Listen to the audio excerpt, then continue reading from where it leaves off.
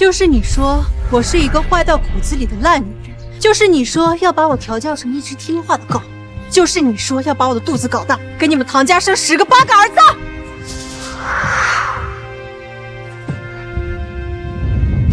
没错，正是我儿唐宇。这尼玛有这么坑儿子的？没办法了，只能见机行事，化险为夷了。你就是谢秋桐，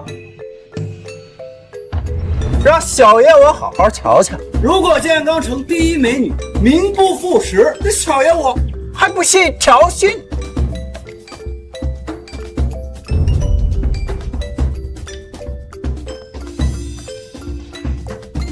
把聘礼留下，唐宇给我绑起来，带走。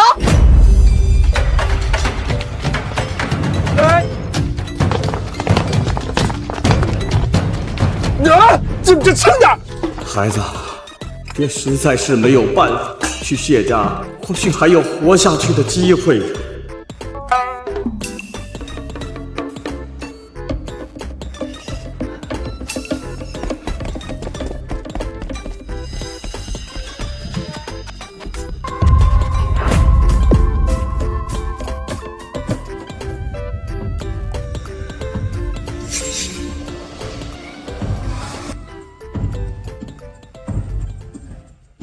把他给我按着。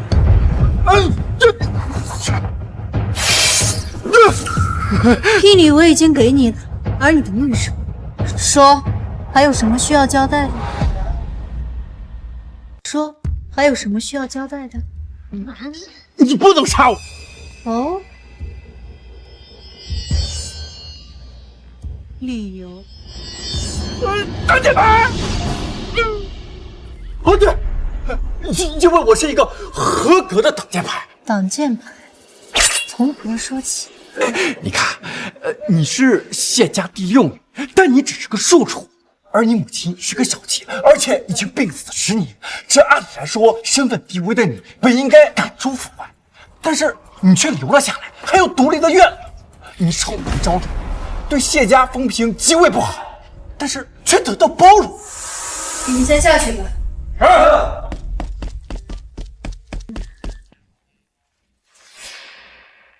继续。果然，这从古至今到哪里都是人情世故。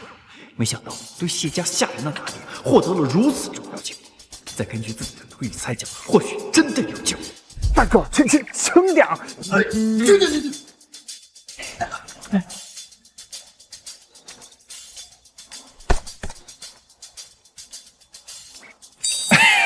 大哥，你给我讲一下你们家大小姐的故事。你一定有外人不知道的价值，比如深得太子司马炎的喜欢。这一个聪明人，为何要一直娶男人来污名化自己？很眼神，他一直在抗拒我。那你为何称自己为挡箭牌呢？因为你之前娶了4个人，个个心怀鬼胎，被你发现阉割所杀。但我不一样啊，我心术正啊，我来这里就是为了寻求庇护。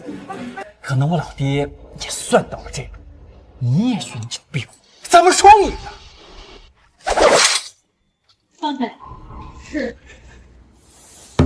今天晚上家里有晚宴，我看你是不是能快到？若不是，也难逃一死。如果我是，你该怎么奖赏我？孙如，我父亲的正妻，也可以说是你的岳母，今年41岁，风韵犹存。我父亲钟爱年轻的妻妾，他已经独守空房8年有余，这份奖励可还蛮……真是个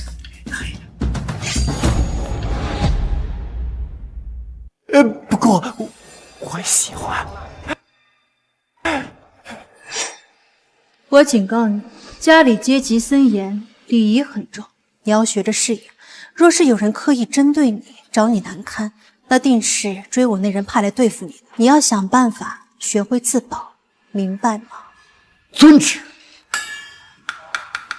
小婿携娘子拜见各位长辈。入座吧。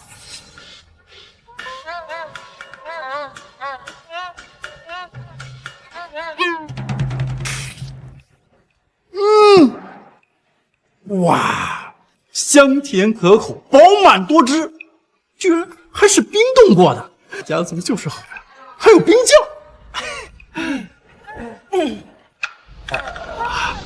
差点忘了，娘子先吃第一口。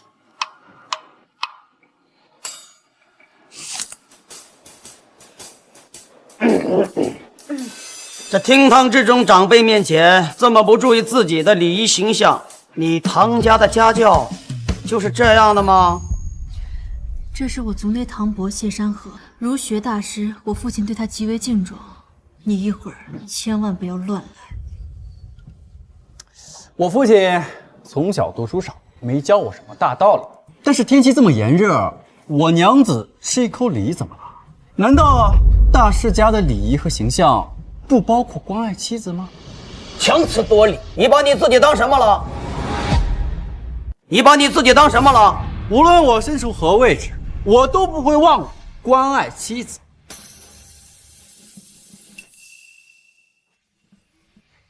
够了，唐瑜毕竟不是出身世家，不懂礼仪，慢慢学嘛。今日是第一次家宴，不要对他太苛刻了。再不阻止这小王八蛋胡说，旁边这独守空房8年的女人，可能就要憋不住了。多谢岳父大人理解，刚才是小婿我唐突了。不过我刚才说的每一句话都是真心话。你到底喜欢我们家秋桐什么啊？喜欢她的美貌、聪明，以及那颗温柔善良的心。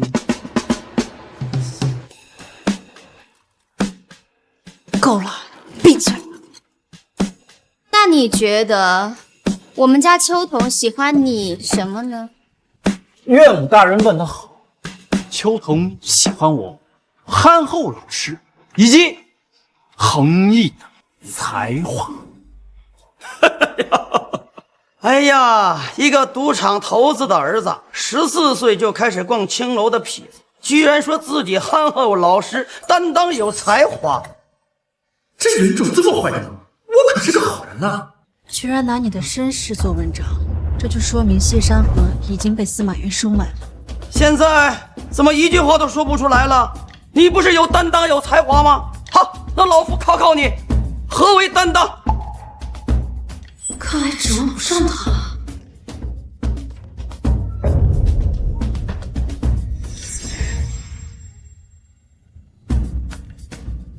何谓担当？以岳父大人为例，在复杂的官场上拼搏，在尔虞我诈之中如履薄冰，彻夜难眠。为了什么？为了谢家更好、更兴旺。苦，自己家福，家族享福，这就叫做担当。不像某些人以家族长辈自居，自诩大儒，却对家族新人恶意打压，丝毫不顾及家族晚辈形象和尊严，完全不在意家族团结兴旺之氛围，这就叫做没担当。你是在隐喻老夫我没有担当吗？不，我这不是在隐喻，我是在明说。怎么，还不够直接吗？还不够直接吗？好了，堂兄，一跟一个晚辈计较。人也来齐了，我们开始吧。等一下，今日是家庭聚会，我也邀请了几个学生过来参与清谈，也多了几个趣味。进来吧。见过老师，见过谢家长。免礼。这小王八羔子也就嘴皮子利索，还好老夫有备无患，到时候谈论儒学，我看你怎么出场。光是嘴贱可没有用，我警告你，你把你的嘴给我闭上，我的脸在谢家可丢不起。这么看不起我的才华？你的才华？据我所知，你的才华学识好像刚刚识字儿吧？不如我们打个赌怎么样？跟我赌什么？如果等会儿我一鸣惊人，展现出非凡的才华，那这东皇花烛，别，就一口，小小的一口啊！我警告你，你要是让我出丑，我定阉割了你。既然是家庭聚会，那清谈的话题今天就不聊国家，和政务了。老夫出题，聊一聊何为修身齐家吧。这个主题好啊，堂兄有心了。满生张继觉得一成而后心正，心正而后身修，身修而后家齐，家齐而后国治，国治而后天下平。好。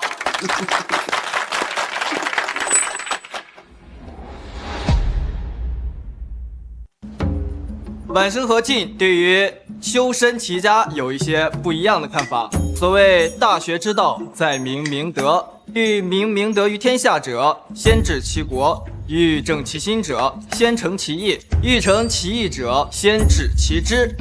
治之在格物。好一个治之在格物啊！真是轻妙绝伦呐。不错，儒者应当通过观察事物，比如看山、看花、看水，圣贤之道，读史，来增长自己的知识，从而获得智慧。这就是治其知，从而修身齐家。得了，他俩已经把修身齐家的各家见解已经说完了。就算你博览群书也没有用，关键是人家在针对你的同时，还同时把自己人推荐给了我父亲，可谓是一石二鸟。而且你也无法挑出他们的毛病啊。家中，我这几位学生如何呀？很有学识，都是人才啊，将来的前途可限量啊。那是。我这几个学生，那可是日夜苦读，还有今日之博学，不像某些无知小儿，从小就打架斗殴、欺压良善、青楼寻欢，不务正事，还口口声声说自己有才华。嘿嘿，现在怎么一句话都说不出来了？哎，你刚才那大放厥词、目无尊长的样子去哪儿了？哎呀，我说秋桐侄女，你这眼光是有点不太好啊。怎么，刚才还嚣张猖狂了，现在哑巴了，不狂了？刚刚那叫做狂，接下来你看到那才叫做张狂。我警告你，你不要乱来，你要是给我丢人现眼，就算我不阉割你，我爹也不会留你。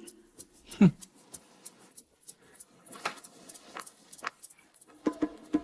岳父大人，我想说几句。你确定？你可想好了？我确定。本来我也不想说什么，但是唐伯不停地在数落我妻子，抱歉，我忍不了。关于修身齐家的言论几乎都说完了，这家伙完全就是故弄玄虚。我倒要看看你这狂口小儿还能说出什么至理名言。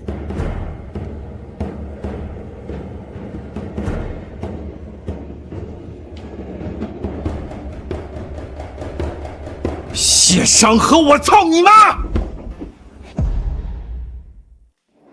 谢商和我操你妈！你滚！我去！你他妈不过是半只脚踏进棺材的老狗，你有什么资格在这里质问我家娘子？读书读一辈子，为天下做过什么？为百姓做过什么？你自诩鸿儒，却一生唯利寸功，只会在这里摇骨存声，抨击家族晚辈。你当真是可恶之极！你什么你？话都说不清楚的好手匹夫，家都分不清楚的超然老贼，吃里扒外的家族猪头，只会在这里大言不惭，妄谈修身齐家。修身齐家这4个字，配他！看着回答我！住口！忤逆逆子，你吃了雄心豹子胆了！辱骂长辈，来人！爹，把唐宇给我绑起来！等一下，岳父大人，小婿犯了错，无论是什么惩罚，我都能接受。但是关于修身齐家，他既然要让我说，那我也说给他听。你还要放肆吗？你让他说。我此生从来没受死大辱，还要我说出来，我心里过不去这个坎儿。你给我说，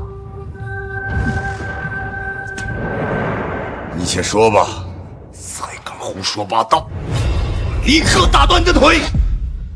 修身齐家乃曾子所言，后世修筑者众，如今以正贤助己为主流，但却亦有人将道家之道理思想融入其中，故弄玄虚。凡此种种，不过是浅薄之言罢了。你们刚才说那么多，全是废话，废话，你们知道吗？修身齐家之始要，在于格物致知。这没错。什么才是格物之致知？格，穷究也；己致也，不单单是你看到的山水鸟语，它包括天罗万象，它包括文学、历史、物体、伦理、道理，以及万事万物背后运转的规律和本质核心。所以，格物是穷究事物的本质规律，它是寻找万事万物其中蕴含的理。那什么是理？理是万事万物的起源，道家人把它称之为道，意思都差不多。理赋予这个世界万事万物运转的本质规律规则。太阳东起西落，所以年有四季，天有昼夜，它赋予人善，人聚集起来变成了理。给老夫把笔墨纸砚取来，我都要记下来，快！所以格物致知就是找到万事万物之中的理，达到返璞归真之境。那什么才是返璞归真之境？是人做到了人，人变成了圣心矣。人为圣，治国无碍，平定天下，从而内圣而外王矣。好一个信一人，人为圣，老夫惭愧呀！老夫惭愧呀！老夫惭愧！妈的，跟我谈儒学，老子直接把程朱理学拿出来压不死你们！堂兄，那唐虞说的再好，也是忤逆，也是不孝。对，大哥说的对。来人，将唐禹把他关到藏书楼，好好学习礼教，闭门思过。等一下，刚才的赌还有，这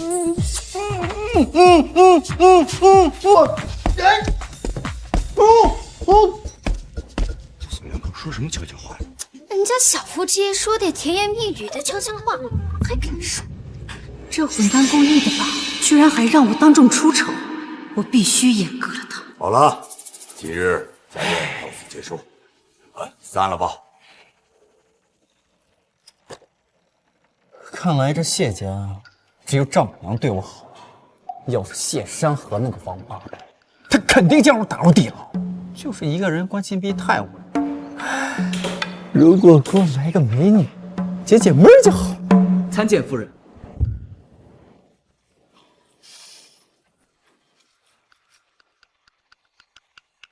是。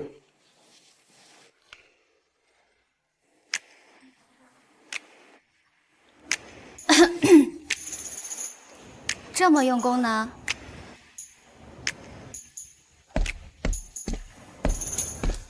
岳母大人，你怎么来了？秋桐让我来看你。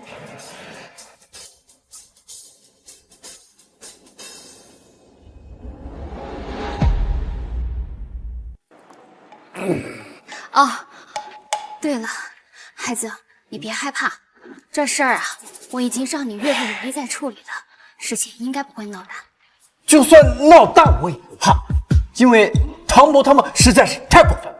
那些对我的骂我都可以不在乎，但是他说秋桐，我忍不了。你就这么在乎秋桐呢？不，准确的来说，是在乎天底下所有的女人。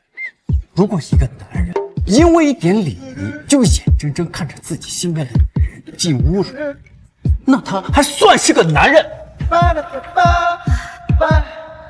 如果天底下所有的男人都像你一样就好了。小王爷，聪明、勇敢、有力气。啊，这你也看得出来啊？哎，我还还是第一次被如此漂亮的女人夸了。你这孩子胡说什么呢？我都40了，还漂亮干啥呀？岳母大人，你就别再逗小婿我了，你怎么可能40？你最多26、7岁，听没听？瞎说！你看，我都长皱纹了。这哪里是皱纹呐？这明明是优雅与智慧的积累，是气质与魅力的象征。我这个人呢，平时爱捣鼓点小发明，到时候我跋山涉水寻找草药，给岳母大人发明一款太太口服液，让岳母大人永葆优雅魅力。你对我也太好了吧？人都是相互的，你对我也很好，是吧？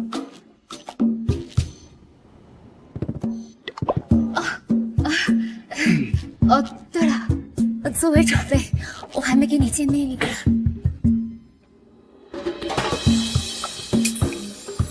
这玉洁白无瑕，温润剔透，这太贵重了，我不能收。你必须得收下，这是规矩，听见了没？那行吧，那我就收下了。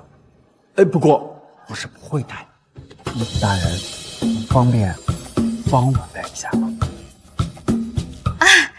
行，你站着，等会儿。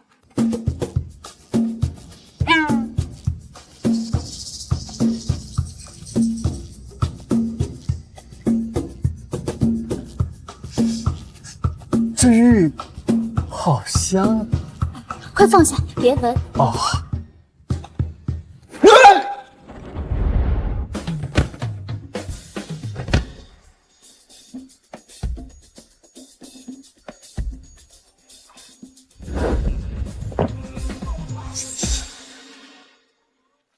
参见柳小姐。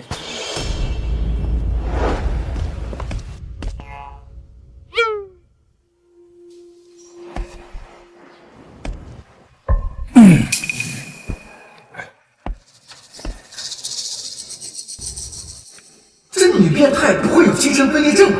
是她让我这么做的。我这好不容易铺垫到这里，一泡尿就把我的火给撕灭。秋桐见过母亲。唐宇这孩子没有受惊，状态挺好的。你们小夫妻先聊，我先告辞了。是。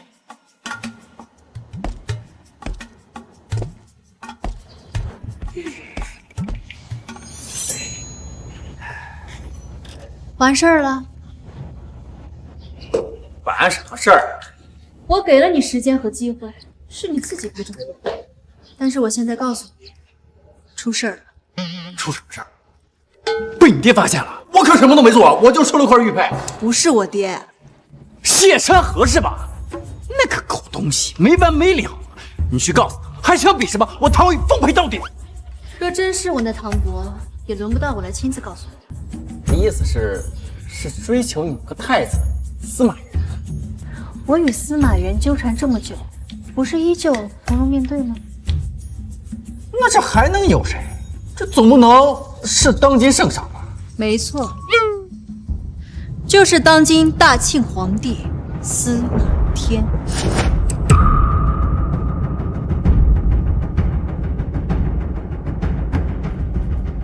我不过是一个开赌场老板的儿子，那如今沦落到来当赘婿，能惊动当今圣上？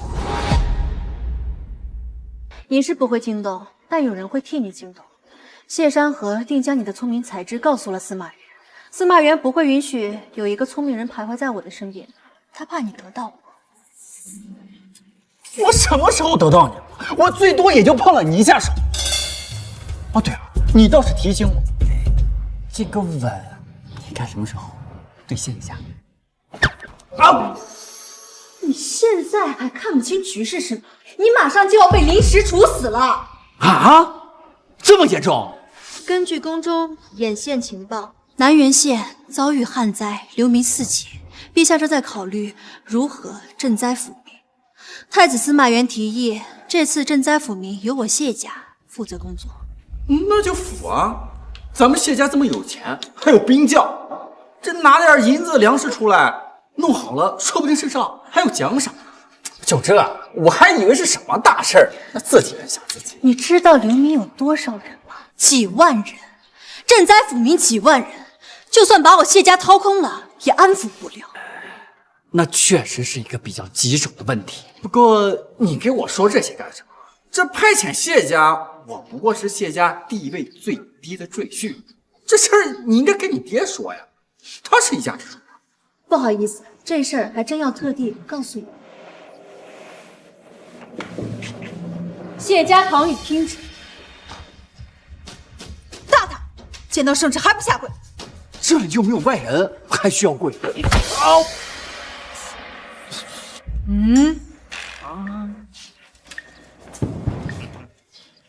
奉天承运，皇帝诏曰：南原县旱灾4起，流民暴乱。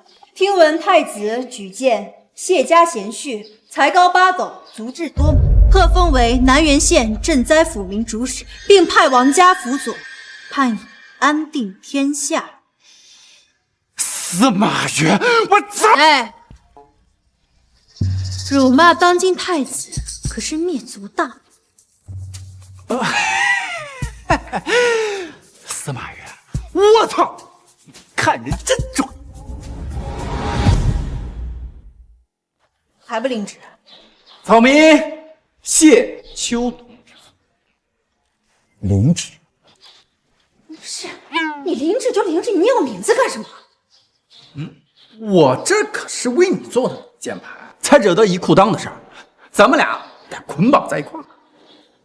放心，司马元不会杀我，只会杀你。你过河拆桥啊！你说我好端端的跟你当什么挡箭牌啊？以前我死了也就算了，现在还要连着我爹一起啊！放心，我也不是一点忙都不帮你。你会怎么帮？我会帮你收尸，不让你的尸体抛尸野外。操！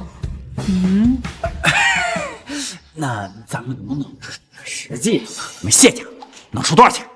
我爹估计1分钱都不会出。司马元既然想娶我，他不会动我。那你爹是不是有病？你直接嫁给司马元，还能做个外戚，他不香吗？我爹不愿意做外戚，若是谢家做了外戚，定会成为其他世家集火攻击的对象，搞不好会被灭族。所以你爹就纵容你胡作非为，然后用这种方式僵持平衡。这死几个赘婿倒没什么，反正我死了还能娶其他人。正是这个道理。你们谢家可真是牛逼呀！不过还好，有人帮我。这圣旨里可是标注派王家来辅佐我。王家可不会帮你，王家势力太过庞大。司马元知道你这次任务肯定不会成功，到时候把你杀了，再责罚削弱一下王家的势力，可谓一箭双雕。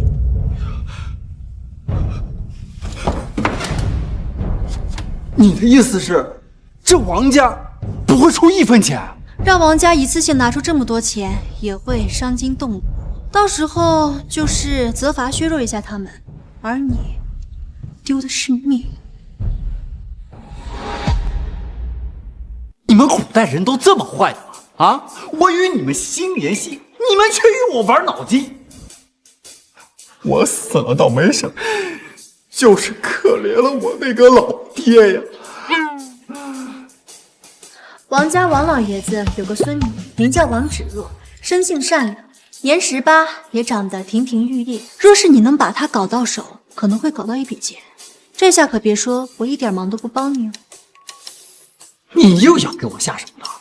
先是推荐少妇给我，这又推荐个少女，你想怎么样？一箭3雕，第一算是帮你，第二算是通过你，我谢家也想削弱王家的势力。这第3嘛，给你介绍一个年轻小姑娘，这样你就不会把注意力放在我身上了。他奶奶的，不愧为女魔头，心机居然这么重。但是你越是这样，那我必须得把你给拿下，调教成一条乖乖的。你又在意淫什么？没啥，我就是在想如何报答你对我的救命之恩。报恩就不必了。明日正午你要出发南原县，而明日正巧也是王老爷子的70大寿，你还有4个时辰，能否拿下王芷若，就看你的造化了。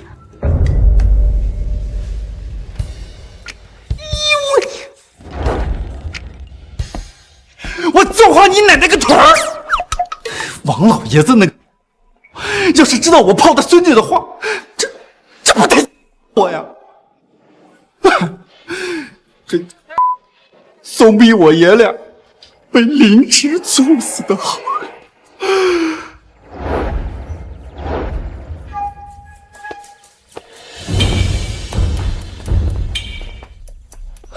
诸位且看，这就是谢家的赘婿。据说他为了嫁进谢家，可是用尽了手段呢。是啊，现在是吃穿不愁了。不过那玩意被割了，难道你就不觉得可惜吗？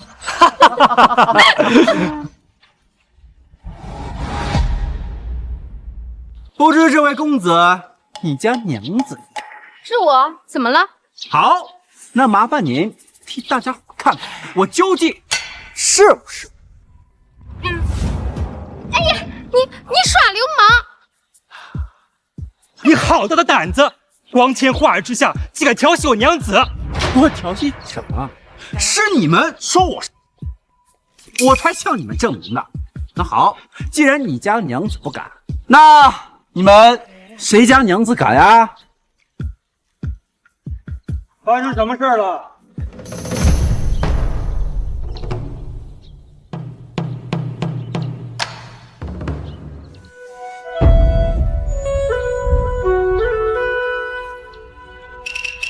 王公子，就是这位，在你的寿宴上耍流氓。人家14岁就逛青楼了，有这些行为不是很正常吗？或许谢家6姑娘相中的就是人家这一点呢。这是王上王家大少爷王芷若的亲哥哥。本来还犹豫要不要泡你妹妹，既然你如此娇嗔狂妄，那你这妹妹我是泡定了。真是恩爱呀！这大庭广众，贴着耳朵说悄悄话。6姑娘是在教她什么吗？我是在告诉他你的身份，生怕失了礼仪。哎，那倒不至于，毕竟谢姑娘看中的人一定有非凡之处。这样吧，我们正好在讨论佛学，韩宇，你也说2句吧。不好意思啊，我不懂佛学。堂谢姑娘看上的人，怎么会不懂佛学呢？你是在暗示她眼光差吗？还是瞧不起我们这些人，不愿意救？哥哥，既然人家不愿意，就别逼人家了。哎呀，妹妹说的对呀，我刚反应过来，这唐宇根本没怎么念书啊。你说这谢家怎么回事？长辈那么有出息，怎么不好好教一教晚辈如何文化传承，如何振兴家族呢？王公子有所不知，在下出身并不好，少不更事，读书少，过于顽劣，所以所谓的佛学，我并不懂。明白，你爹开赌坊的嘛，害得多少人家破人亡，哪有我们这些人高尚啊？唐宇乃卑贱之赘婿，但明是非，讲道。王公子乃尊贵之世子，却是非不分，见风使舵，也未必比我高尚。没想到这家伙口齿竟然如此伶俐，天，他这不像是没读过书之人啊！你说什么？说你蠢，说你坏，说你无知无德。现在看来，你还有点懂吗？你敢辱骂我？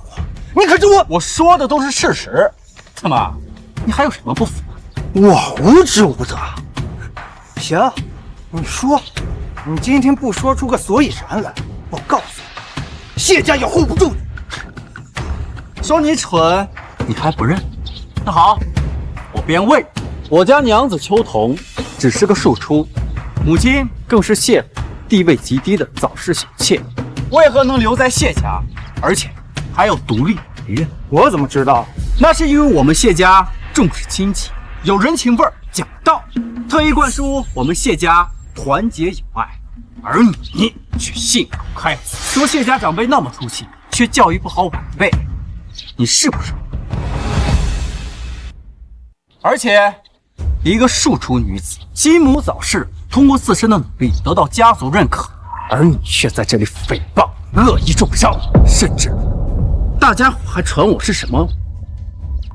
你看，他计较了吗？他追责了吗？你却在这里没有道，步步紧逼。你说，你是不是无知无德？你这是强词夺理！一个连佛学是什么都不知道的家伙，只会在这里翻嘴皮子罢了。唉，一切有为法，如梦幻泡影，如露亦如电，应作如是观。只若从小钻研佛学，竟悟不出其中的道理，还望高人赐教。这世间万事万物，就好像梦境幻象、泡沫和影子，又像是双路闪电那般转瞬即逝。因此，我们看世界要认识到世界的短暂和虚幻，不要被事物的表象所迷惑，要认识到它的真实本质。没想到这段话居然有如此高深莫测的含义，简直惊为天人。若不是有高人解析，恐怕芷若一辈子都无法参透其道理。你不是说你不懂佛学吗？怎么一出口这么高端？他的话值得我们各位好好的去探讨。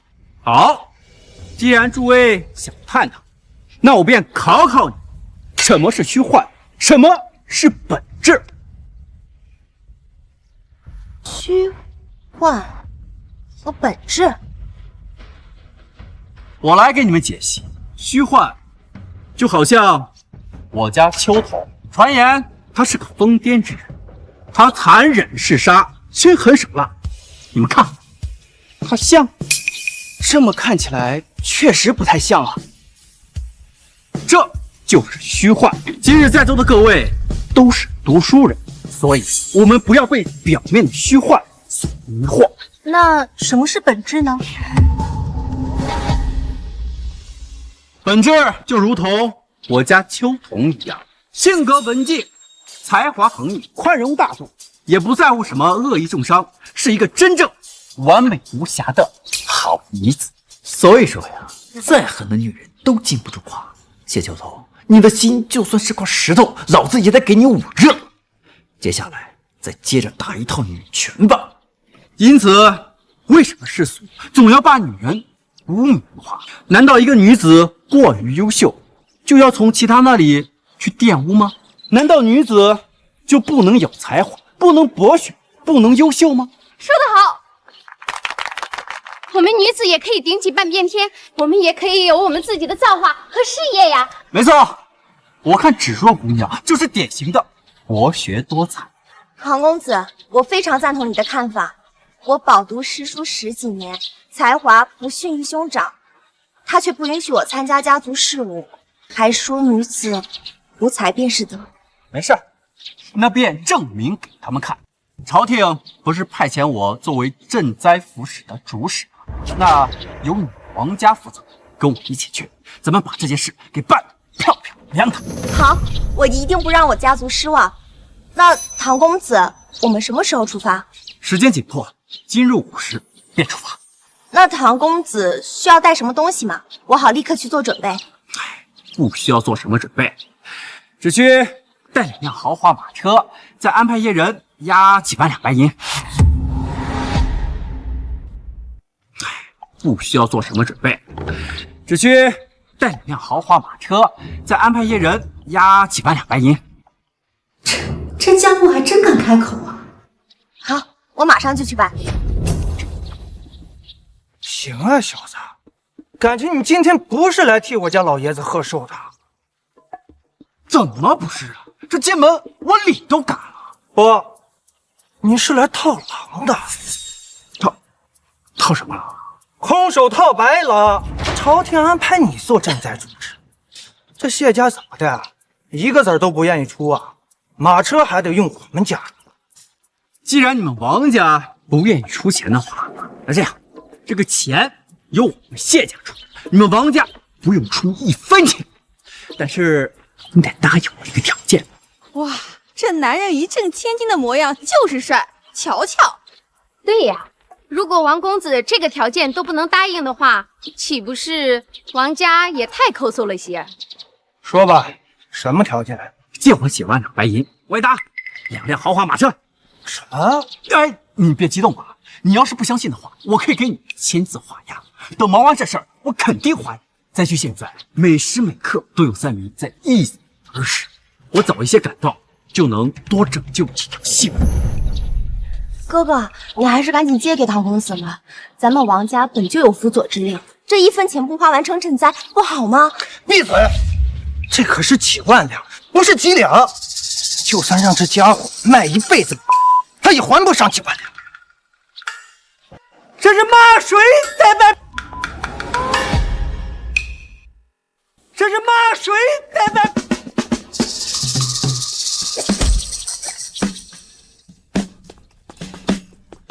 爷爷，我没骂您，我骂唐雨呢。怎么后悔嫁入谢家了？想追入王家了？王老，你误会了。今日我携娘子前来呢，一是给您老人家祝寿的，这2呢是商量赈灾抚民之事。爷爷，这家伙一来就开口向我王家借几万两白银，连马车都得用我们家的。这圣旨上可是标明，由你王家进行辅佐，这出点钱出点力，这怎么了？难道你们王家想要抗旨啊？这钱和物，我们王家都出完了，你们谢家出什么？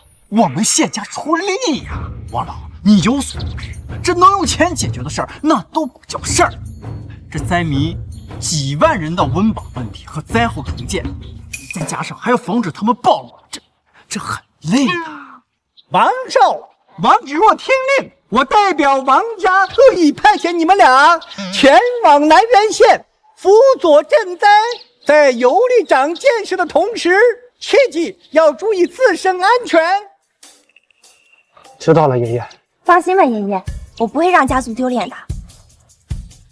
力，我们出了；物，马车我们也出了。毕竟太次的马车，我怕这俩孩子坐不习惯。那个王老啊，你好歹意思意思一下吧，这总不能把事儿全都落在我的头上吧？我压力也是很大的。我们这不是出人出力辅佐了吗？话说，你要是在今日申时赶不到南原县辅佐赈灾，那我可要禀告朝廷，说你谢家赈灾不力了。那还愣着干嘛？赶紧速速备车呀！你不要逃吧！这皇上要是想让我死，这普天之下我能躲到哪里去？我可以拿出2千两。怎么了？不打算再娶了？这下一个未必擅长拍马屁。听你这么一说，我还不能坐以待毙了。哎，这样，你在王府门口前的马车旁等我上个厕所，马上就回来啊！哎，这天大的窟窿，不知能不能补上。算了，到了南原县再说。知道这白娘子修炼千年，换人机。哎，挤什么挤？你没看到已经坐满了？你坐后边来。这可是我王家的马车，你没听到王老爷子说呀？出2辆马车，供给使，我是赈灾主使。怎么着？你想造反啊？芷若，你站这家伙身边干嘛？哎，哥，唐雨，我警告你，少缠着我妹妹。哥，你要不坐后面那辆车吧？唐公子，许仙和白素贞的故事到最后到底怎么了？哎呀，我哪敢讲，我怕你哥误会我。哥，你快走吧！你要是耽误了赈灾抚民，我定向爷爷告发你。行，我走。好你个唐雨，你给我等着！快讲，怎么了？怎么了？怎么了？知道了，后面可有意思。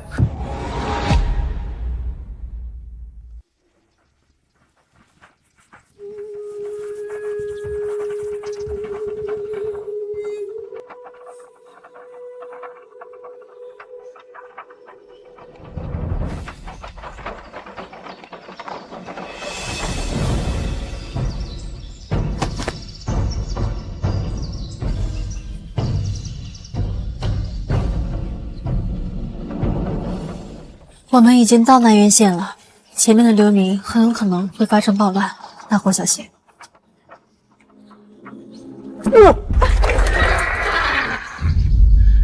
发生什么事了？前方流民拦住了去路。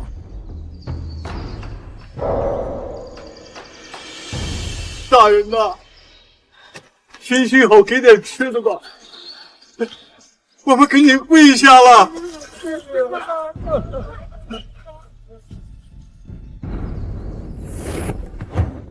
刁民！大人，行行好，给点吃的吧，我们给您跪下了。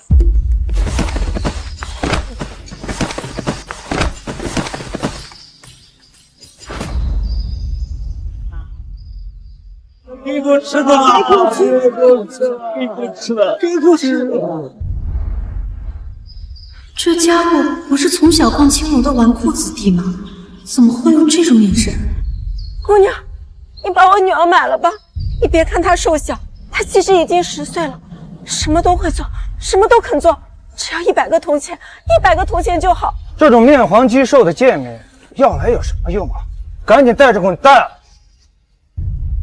妈妈，你就拿小宝跟花生换吧，这样妈妈就有吃的了，就可以活下去了。小宝也可以在天上陪着妈妈了。一次而始，妈妈绝对做不到。妈妈就是死，也得让小宝活着。我这里有5两银子，我买它，正好缺丫鬟。你是要害死王家吗？你是要害死王家吗？你没看这小贱民一身的传染病？哎，你是嫌王家现在生活的太好了是吗？可是什么？我们只是来辅佐的，他才是敌手。我来这儿的目的就是让这群贱民暴乱，到时候圣上动怒，谢家定会吃不了兜着走。汤圆，你就等着被凌迟处死吧。乡亲们，看来他们是不准备帮助我们的，那我们就抢！打！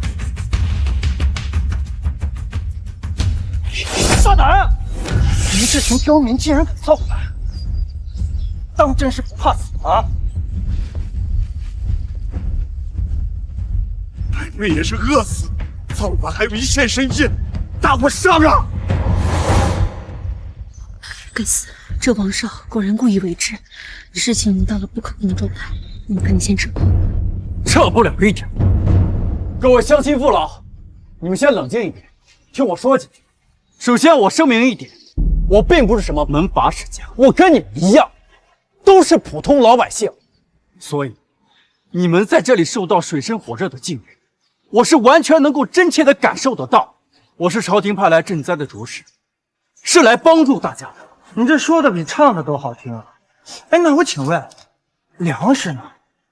你该不会指望说几句拉拢人心的话，大家伙都不用饿肚子了吧？我此次前来赈灾，调集粮食，花了些时间，不过应该几则几后，马上应该就到了。不是，你手里都没几个子儿，哪里来的钱买粮食？更何况这可是几万流民的粮食。对呀，唐公子，现在灾民情绪激动，若他们知道你在骗他们，肯定会将我们生吞了呀。对，我们要粮食，我们不听虚伪的话。对，看来你们的脑子还没被饿上，知道这是虚伪之言。这家伙根本就不是普通百姓，他爹是开赌房的。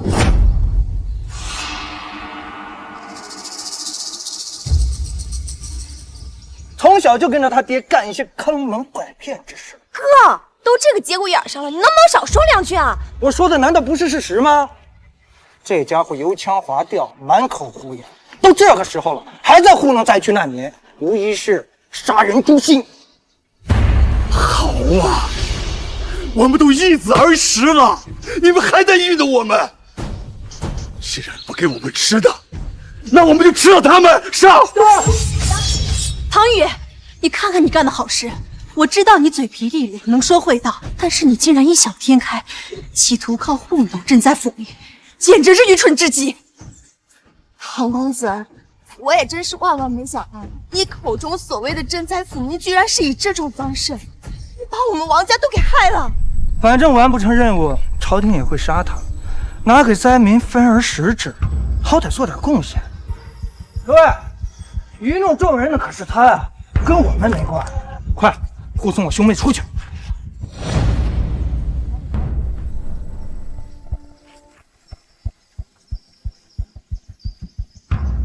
我这里还有一瓶银表，你快拿去安慰众人的心绪。嘘，安静点，别打扰我听动静。这都什么时候了，你还在这里装腔作势干什么？好，你既然想死，那我也帮不了你。是，分尸了他。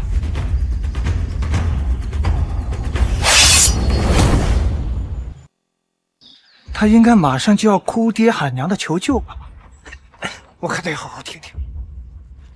怎么会有马蹄声？你可终于来了！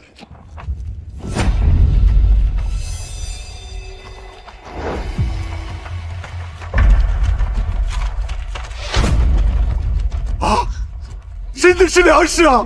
真的是粮食啊！赈灾粮到！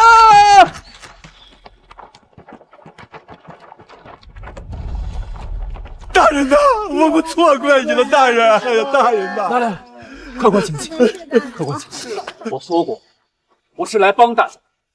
那些门阀世家不关乎你们的生死，但是我跟你们一样，都是老百姓，咱们心连着心。终于有为咱老百姓考虑的好官了，是，咱们有救了。是，你就算运来了赈灾粮，但这点粮食能吃几顿呢？南阳县的流民可是有几万人，今日饿不死，明日恐怕也得饿死。朱氏大人呐，他说的没错呀，就这么点粮食，对我们来说确实是杯水车薪呐。大家伙放心，这第一批粮食时间比较仓促，先让大家果腹一下，后续我为大家准备10万担粮食，保证让大家伙能够吃饱，度过这个灾荒年。10万担呢？10万担粮食？你还真是张口就来啊！你知道这10万担粮食需要花多少两银子来买吗？不管花多少钱，哪怕搭上我这条命，我一定也让大家伙吃饱，度过困难。只求大家能够相信我。我们相信你，在这天灾乱世之下，只有你惦记着我们的生死，给我们送来了救命粮。对，我们相信朱氏大人。可我相信我就好。那请给我记住，此次朝廷派谢王两家前来赈灾抚民，而这个王家大公子给你看见，扰乱赈灾，践踏百姓，煽风点火，企图制造暴乱，还望各位的民心能够传到圣上的耳朵里。朱氏大人，我们一定能做到。那各位先垫点肚子，我这就回去调集粮食。朱氏大人，路上小心呐！朱氏大人，路上小心啊！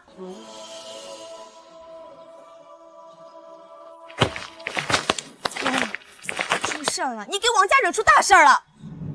喂，小梅，你去哪儿啊？帮唐公子调集赈灾粮，为王家将功补过。哎，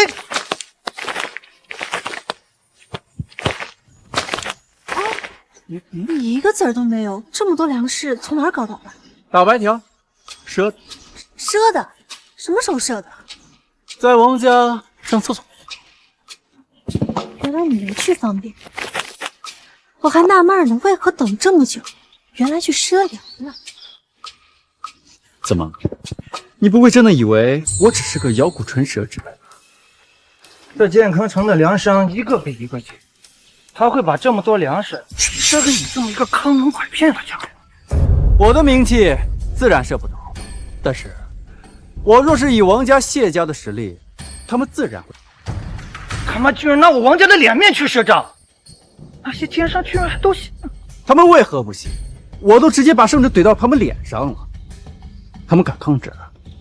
哎，对了，后续那10万担粮食，我都是挂的你们王家的名。后续麻烦把单买下，谢谢。我买你大爷！意思最后钱还是我们家出啊？够了，哥，反而让你小子把名声还给撞，还嫌你惹的事情不够大吗？唐公子，这钱我们出了，就当是为我哥之前的行为将功补过。哥，你还不赶紧给唐公子说两句好话？这事要是惊动了皇上，家族都要遭殃啊！你疯了吧？让我给他道歉？喂，小妹，你冷静点啊！唐公子，你别跟我哥一般见识，这笔钱我们王家也出了，我现在就回去准备钱。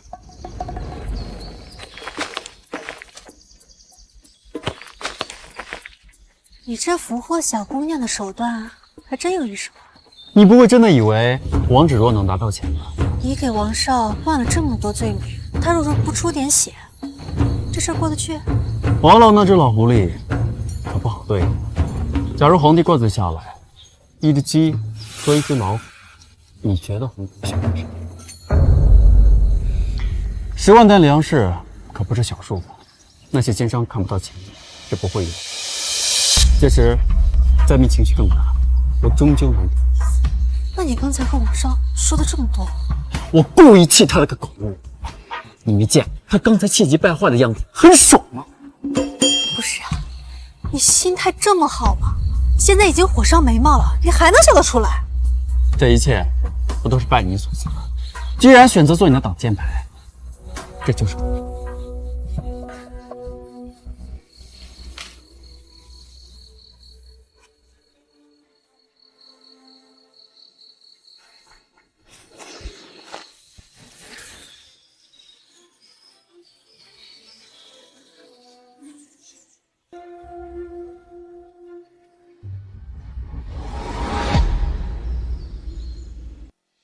之前的赌约算是我输了，这算是我对的约。既然我们今后互赌双赢，那你告诉我，我该如何帮你？我之前都是跟你开玩笑逗你，没想到你来真的呀！你别得了便宜还卖乖，我这是信守承诺，履行赌约。我告诉你，你不要胡思乱想啊！那行吧，你既然想帮我，借我点钱吧。我只拿得出2000两，至于多的还需要一些时日，但是几万两不可能的。不需要那么多，借我20两就可以。20两，10万担粮食你就借20两，你确定？我确定，20两我给你搞10万担粮食出。唐宇，自信是件好事，但自信过头了可就不好了。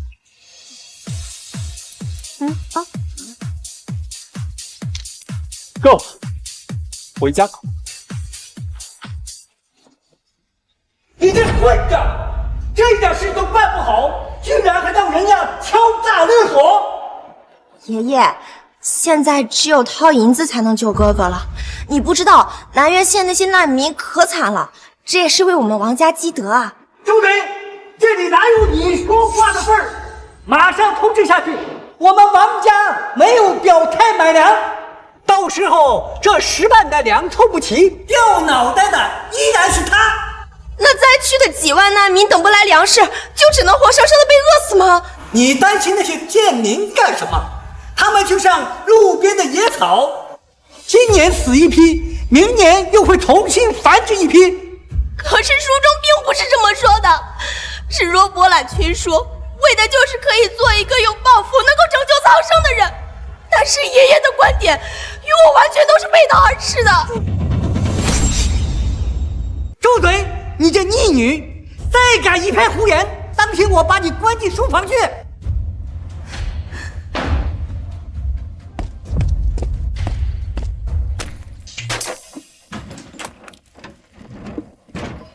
他在里面叮叮当当的在干什么？不知道，姑爷一回来就把自己关在房间，还写了几张单子，让下人抓紧时间去购买。买的什么知道吗？我记得好像有当归、阿胶、黄芪、党参，还买了很多芝麻和香料。芝麻和香料，这家伙究竟想干什么？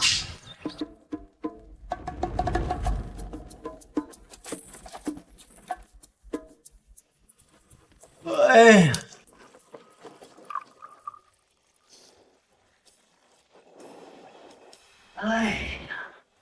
功告成。该取个什么霸气的名字呢？不然这东西失去根本价值了呀。有了，那干脆就叫龙游，既高贵又霸气。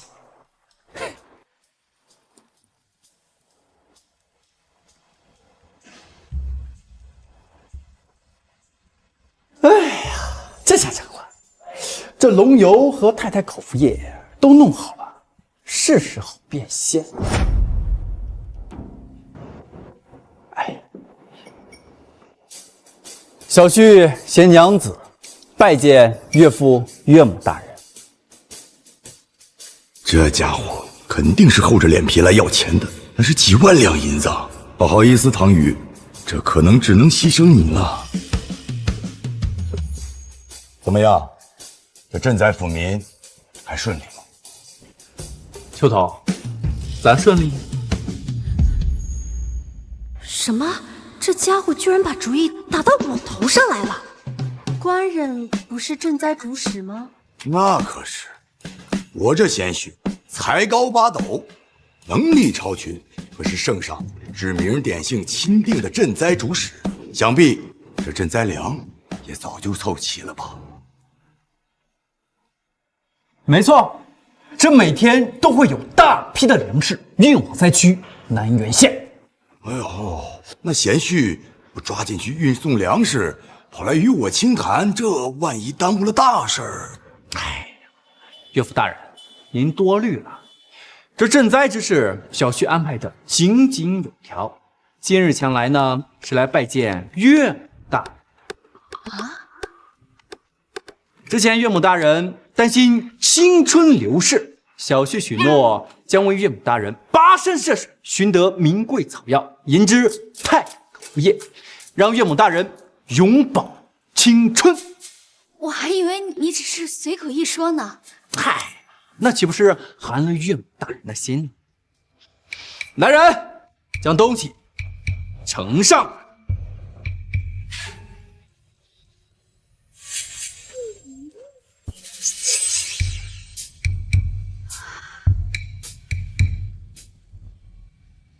这东西为何如此芳香？是啊，这一端进来就感觉整个屋子芳香四溢，瞬间让人心旷神怡。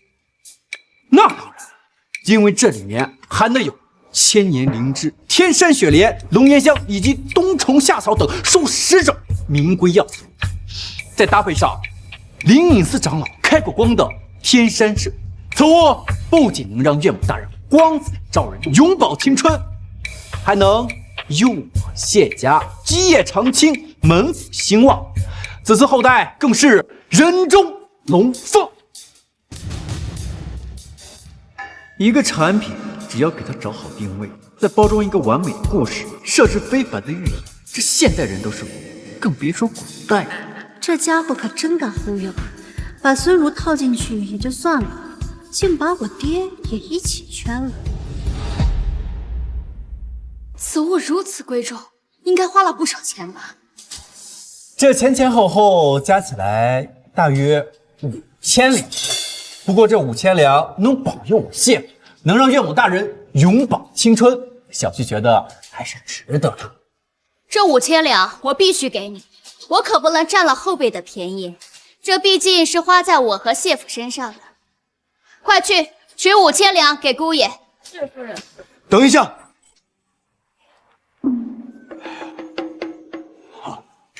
这后辈送长辈东西，这本来就是礼仪孝道。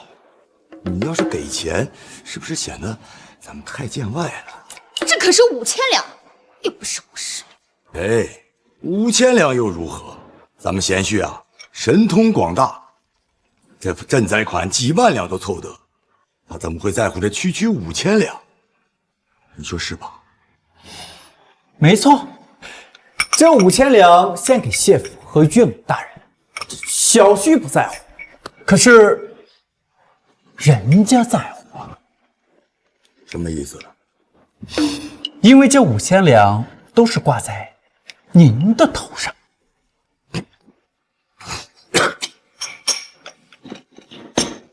我说贤婿啊，这赈灾款几万两你都凑得了，这区区5000两，你还要挂账，还挂在老夫头上？你是不是对我和你的岳母大人有什么意见呀？哎呀，小婿不敢。岳父大人，您是没去过南原县，那里满目疮痍，尸横遍野，灾民们纷纷易子而死，那场面简直是惨不忍睹。小婿代表谢府作为赈灾主使，着实受不了，所以将凑到所有的钱物全部用于灾区。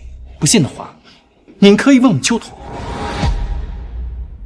是的，父亲，那里的确是人间炼狱。好在百姓们都记得我谢家的好，并会将王家的种种恶行传到圣上耳朵里。岳父大人，您听见了没有？您亲闺女总不能信口开河吧？所以，我真的是身无分文，这回城之时才去操办的这些事情。这起初那灵隐寺长老还有那药材掌柜还看不起我这个废小婿呢，我是着实没有办法，我才说我这是为谢府一家之主办事儿。我岳父大人要给他最钟爱的正妻研发出一款青春灵药，但是他们全都不信。为何不信？他们说，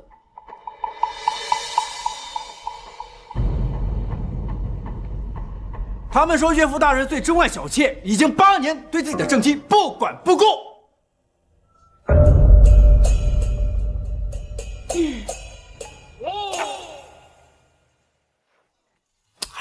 我听到之后，当即大发雷霆，这简直是一派胡言呐！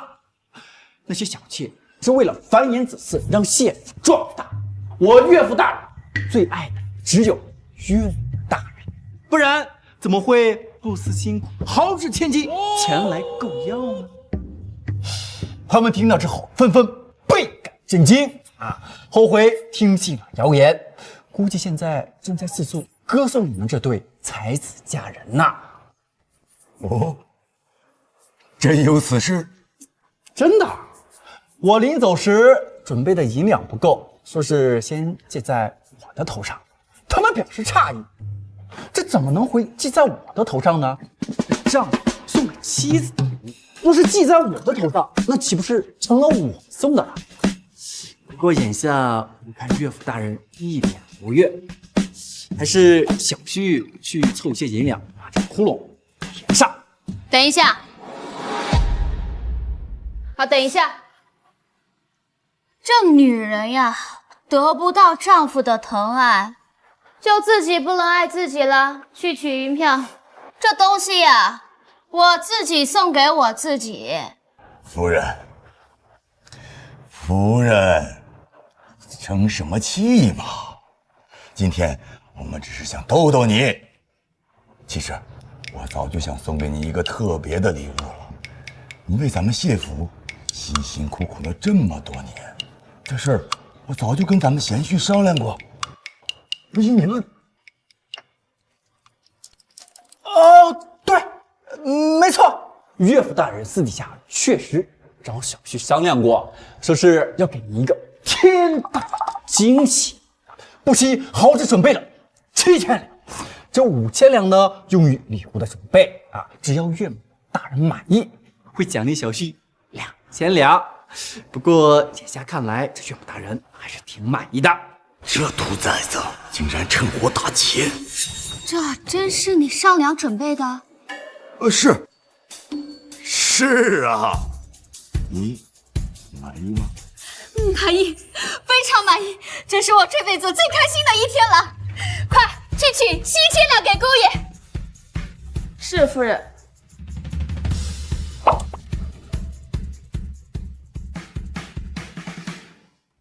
厉害呀，坑女！我见过坑爹的，倒是第一次见坑老丈人的。这怎么就坑了呀？怎么就没坑？就你那玩意儿能让我后妈永葆青春，还能壮大我谢家。嗨，就他那老两口，你爸妈恩爱，心情好了，这皮肤肯定就好，这青春自然就常在。我那些都是活血养颜的中药。至于壮大了，家和万事兴。这况且这谢家不是还有我在吗？那你费尽舟车赶来的7000两，也抵不了几万两白银的苦。那这剩下的大头，就只有靠王家来填。王家，快点儿，赶紧的，磨磨唧唧的。不是，这外面向南原县运粮的马车怎么一辆都没有？好啊，你个狗东西！我们正想去找你呢。王家根本没有许诺赊债这粮，你让我们亏了几万担粮草，赔钱，必须赔钱。对，今天不给钱，你们谁也别想跑。你们一个个贩卖粮食的奸商啊，怎么跟土匪一样？这王家不认账，可没说我们谢家不认账啊！哎呀，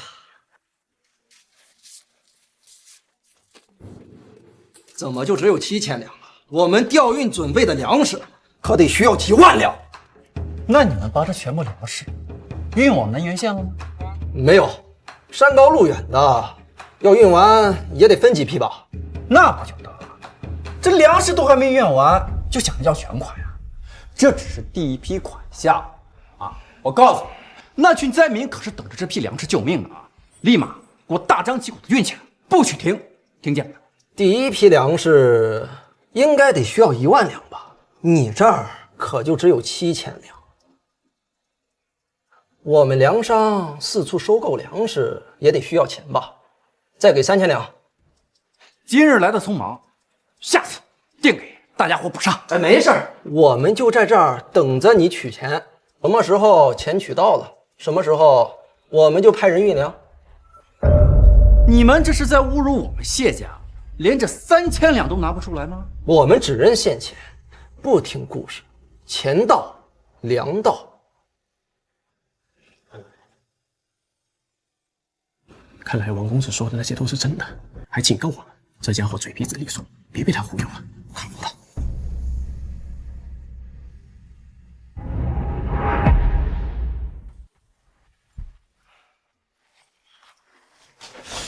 按理来说7000两是够了的，但是王少个苦东西，连条活路都不给，加上这群又是奸商，不好糊弄啊。我这里还有2斤粮，但还有1000两，需要一些时日，我去跟他们说。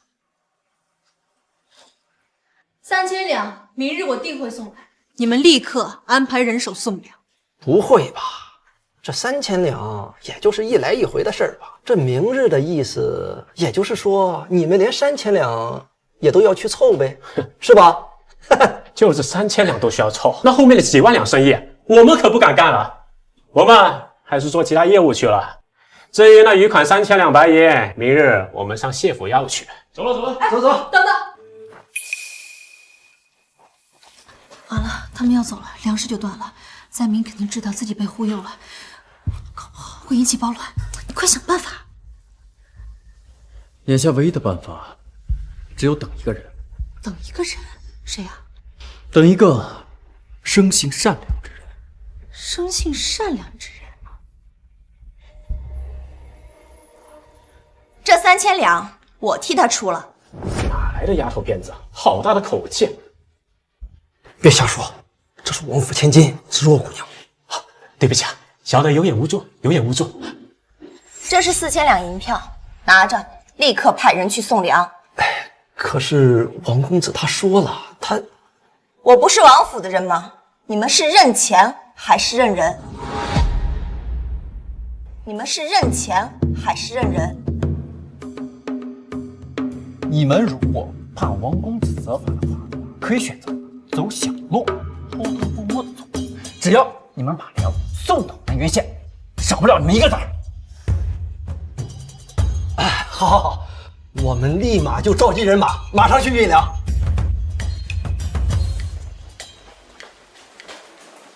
对不起啊，唐公子，我爷爷不愿意出钱，芷若把所有的钱，包括玉簪首饰都给卖了，也勉强只能凑到4000两。没关系，你这4000两可算是捡我的燃眉之急呀！不是，你怎么知道芷若姑娘会来？还是说你俩私下有联系？没有啊，我们生性善良之人，心有灵犀，这事儿想到一块儿，不是很正常吗？怎么，你吃醋了？你看你又气啊！芷若姑娘之所以能来，是她从我们来的这一路上都在跟踪我，明白吗？唐公子真是感知敏锐，没想到这都被你发现了。没错，我爷爷不愿意拯救苍生，但是芷若愿意，所以我想尽可能的去帮你。你已经帮了，但接下来能帮的只有你爷爷。我爷爷？对呀，是因为你爷爷有钱呐。这拯救苍生还得靠钱，靠你我之间微薄的爱是不够的。我爷爷不可能会答应的，我已经试图去说服他了，但是他差点关我禁闭。说服你爷爷不能只靠嘴，得靠脑。靠脑？来，教你如何走。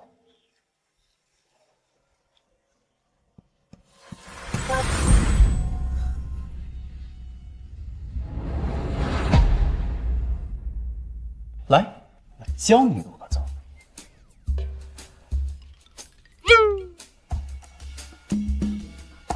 啊，这能行吗？我有点不敢。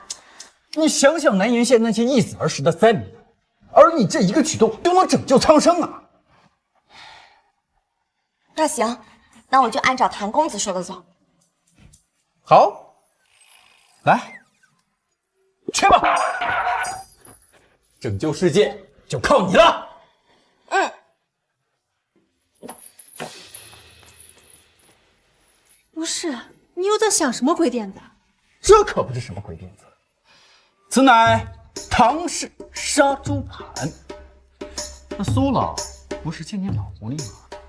一会儿看斗不斗得过这个好猎人。唐氏杀猪盘，什么东西啊？别着急啊，到时候你就知道了。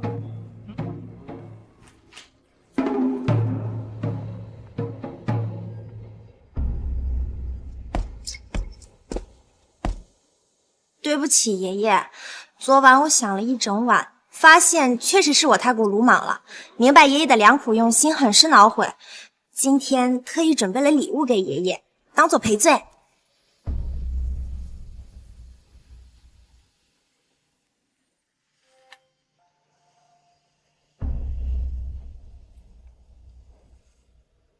龙游，这乃何物？竟敢起如此八面威风的名字？这是我之前认识的一个西域商人，他所研制的稀世珍宝，专供给达官贵族使用。我想到了爷爷，所以就花大价钱给爷爷买回来了。大价钱？多大？100两。什么？这么个小玩意儿要值100两？什么？这么个小玩意儿要值100两？那当然，因为里面有虎骨、千年人参、顶级沉香等几十种名贵药材，再加上西域古老的炼制手法提炼出来。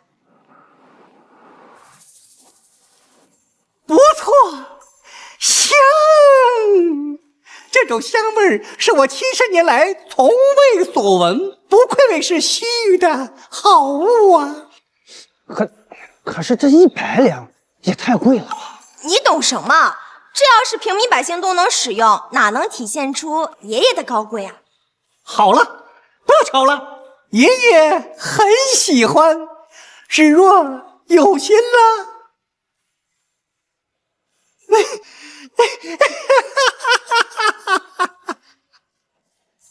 完了，两只合练了！听说你在西域搞到了不少好东西，你能分享一下？我们都想要啊！对，我出100两，实在不行200两也行。我们出300两，我出400两。给我，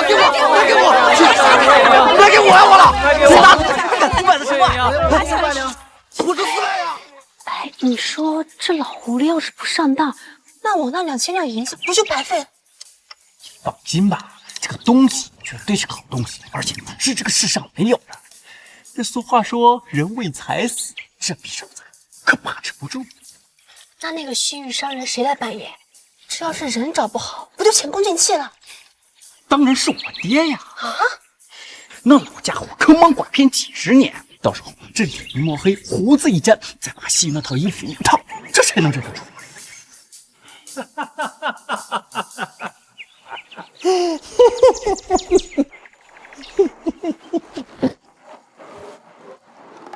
爷爷，这东西真如此畅销？那可不，一群人围着我水泄不通，纷纷掏出真金白银求着购买，奈何我是有一品。那爷爷，你觉得这东西怎么样啊？东西没问题，是好物。快，小妹，将那西域商人引荐于我。这搞不好咱们王家要发一笔横财。这不好吧？这可是我给爷爷的一点心意，你居然想拿来赚钱啊！你懂什么？真是头发长见识短。这搞不好，这可是一个千载难逢的好机会。这件事由我全权负责。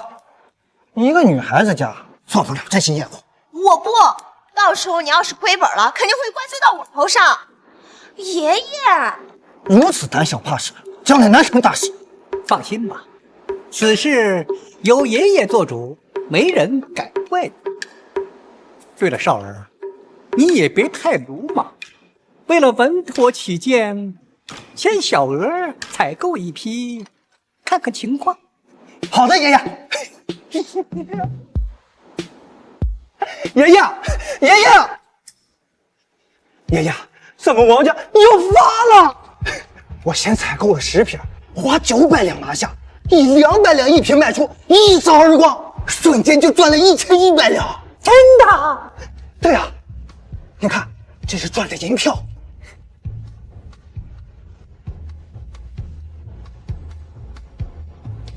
不过，这眼下有个不好的消息。什么不好消息？有其他的富家权贵看中了这1本万利的生意，找到了这西域商人，准备大批量采购。那怎么能行呢？我当即决定独揽这生意。嘿，因此回来与爷爷商量。那西域商人有多少货？所有原材料加上连夜加工生产，能出400瓶。这整个大庆国有1号之人，不可能才400人吧？那4万两白银可不是小数啊！但是操作好了，我们可以赚10万两白银。如果错过这个机会了，到后面就算拿到货，也卖不了这个价了。毕竟它不是一家独有啊。你有信心吗？100%信心。那就好。走！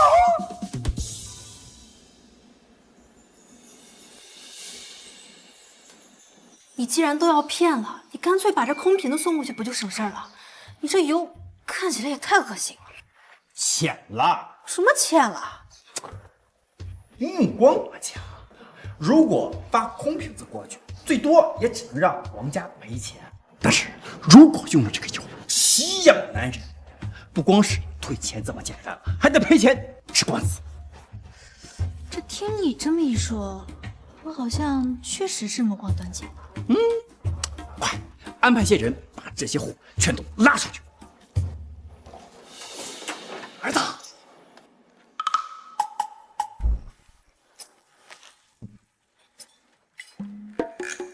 儿子，爹，你怎么这么快就回来？这事儿你没搞砸吧？我在自己胡说什么呢？你爹我坑蒙拐骗，行走江湖这么多年，还从未失过手呢。哎，那个老东西被我忽悠的，哎，一愣一愣的，就差跪下来跟我磕头拜把子了。哎，儿子，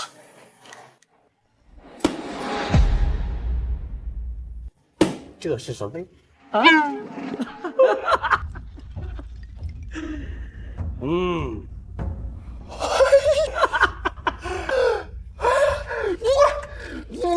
如此爱财如命，真是继承了你老子的衣钵呀！哈哈，有本事这些都是南原县的赈灾款，朝廷1分钱不出。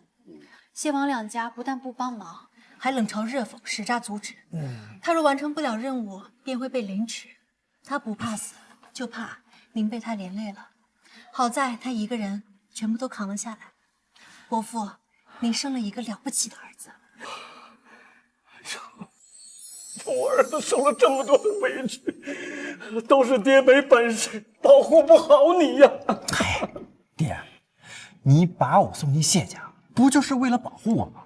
如果你不把我送进谢家，我怎么能娶到这么贤惠、能干的媳妇儿啊？够了，唐宇，哟，厉害了，儿子，有本事了。娘，你竟然能把谢姑娘的脸整红了！像这种绝招，你能不能教教老爹呀？爹，这种事情改天再说吧。眼下最重要的是把你这身行头给报了。如果被别人看到这件事是你做的，那这事儿可就大了。言之有理，看来此地确实不宜久留啊。哎，谢姑娘，有劳了，我把雨儿交给你照顾，多多费心，告辞。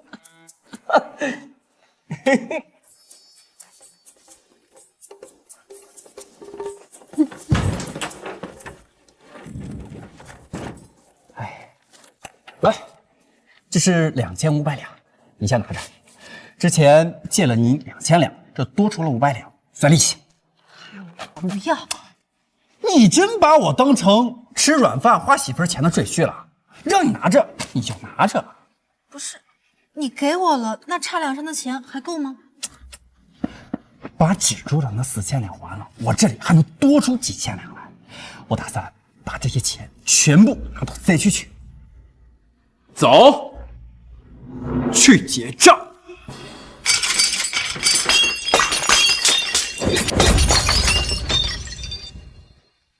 你这混账，那可是4万两白银呐！你这混账，那可是4万两白银呐！爷爷，你等着，我马上就去找西域那口东西，我定把他千刀万剐！站住！我们王家怎么出现你这么个傻子？人家既然敢骗你，还待在原地等你来抓吗？这么贵重的东西，你怎么不想办法挨个检查一遍？因为之前的视频没问题，所以我就……要是之前的货，我还有办法处理出去。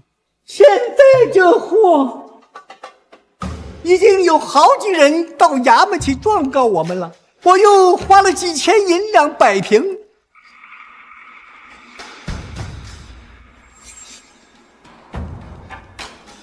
都怪小妹，要不是她，眼前不可能发生这种事情啊！你什么意思啊？我之前让你不要搞，你还骂我头发长见识短。本来这跟西域商人交易就得无比小心，他们没有什么契约精神的，是你自己见钱眼开。而且爷爷都说了，他不会怪罪我，你反而还骂我。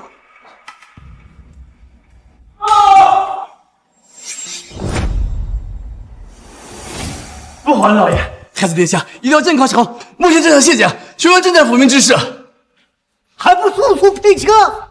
爷爷，这小子正财不利，那太子殿下责罚的是他呀，这我们这么着急忙慌的干什么呀？你懂个屁呀！就凭那小王八羔子3寸不烂之舌，到太子殿下面前胡说一通，我们是黄历一把掉裤裆里，不是屎了也是屎。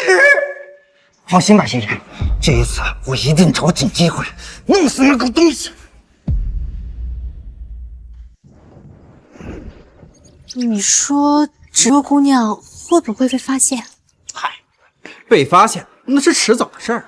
那你就这样把人给卖了？我唐宇是那种背信弃义之人吗？我既然让他这么做，我肯定会想办法保他的。保他？怎么保？现在还不敢说。你什么意思呀你？不好了，不好了！小姐，姑爷，太子殿下和王府的人都已到谢府谈论赈灾抚民之事。这么急？这完全不给喘息之机呀！你一会儿千万不要乱说话。司马元不比谢山河，一旦出事将无力回天，知道吗？知道。走。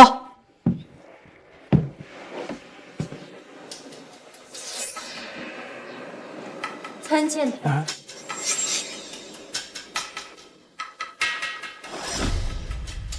参见太子殿下。唐宇，你好大的胆子！见到太子殿下，你居然不行下跪之礼。在宫廷和朝堂会议中见到太子殿下，的确要行下跪之礼，这是体现皇家的威严。但是今日这是在谢府，太子殿下作为客人，哪有主人跟客人下跪的道理啊？不是警告过这家伙不准乱说话吗？怎么一来就开始找死？你就是唐宇？怎么，太子殿下不认识你？初次见面，谈何认识？太子殿下竟然将一个不认识的人力荐给皇上，做赈灾主使，安定天下，这着实有一些冲动马虎啊。当然，这从另一方面也反映出太子殿下慧眼识珠，善用人才，这将来啊一定是个圣君。软弱必被打压，硬气反而出奇迹。你说我先给你一巴掌，再补个糖，你该怎么解呢？唐爱卿自封为人才，想必这南安县之事一定办得很漂亮。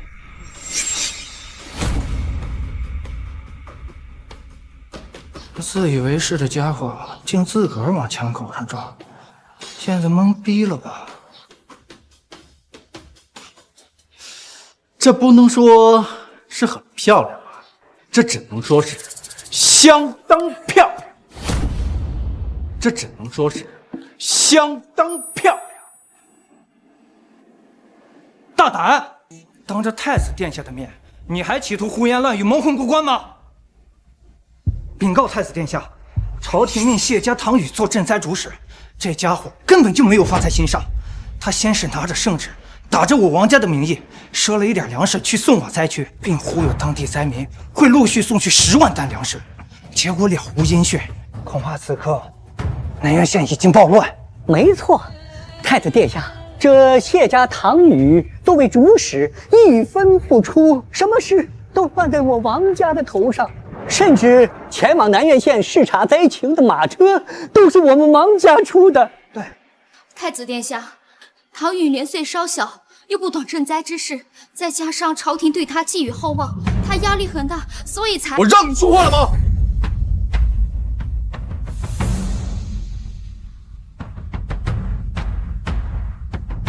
唐宇，这王家之人，此言当真？敢问此次赈灾，王家出了多少人？我们出力出物了。我这对儿孙博览群书，满腹经纶，我都不惜派往灾区救灾啊！救灾？你也配说这2个字？这王家大公子一到灾区，便大骂灾民是贱妇刁奴，还颠倒是非，煽风点火，企图制造暴乱。你放屁！我没有。太子殿下，他胡说。对，太子殿下，此人赈灾不力，妄想转移战火，凭空栽赃陷害，请太子殿下明察。禀告太子殿下，小的已从南苑县赶回。禀告太子殿下，小的已从南苑县赶回。太子殿下，这俗话说，真的假不了，这谁是谁非便一目了然了。这欺君之罪可是要灭族的，恳请太子殿下严肃处理，以正家规国法。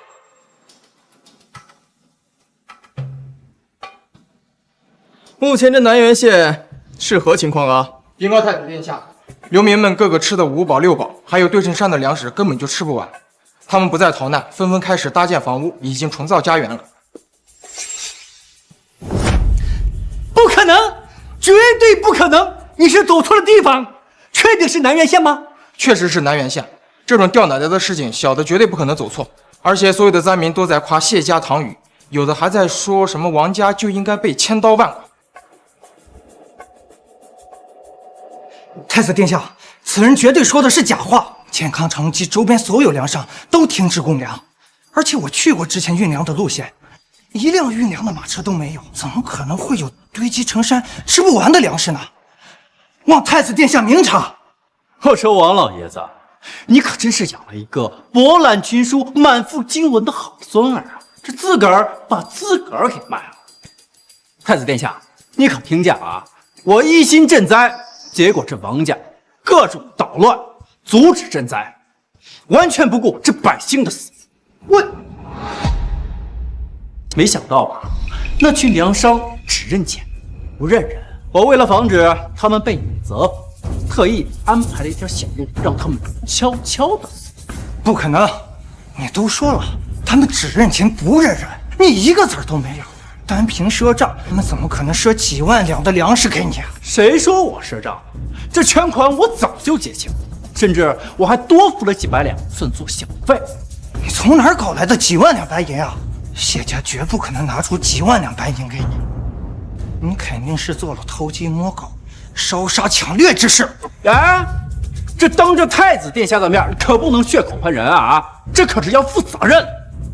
我是明白了，唐禹他爹是开赌坊的，专门干坑蒙拐骗之事。这些年他不知害了多少人，家破人亡。那几万两银子是他吸老百姓的血。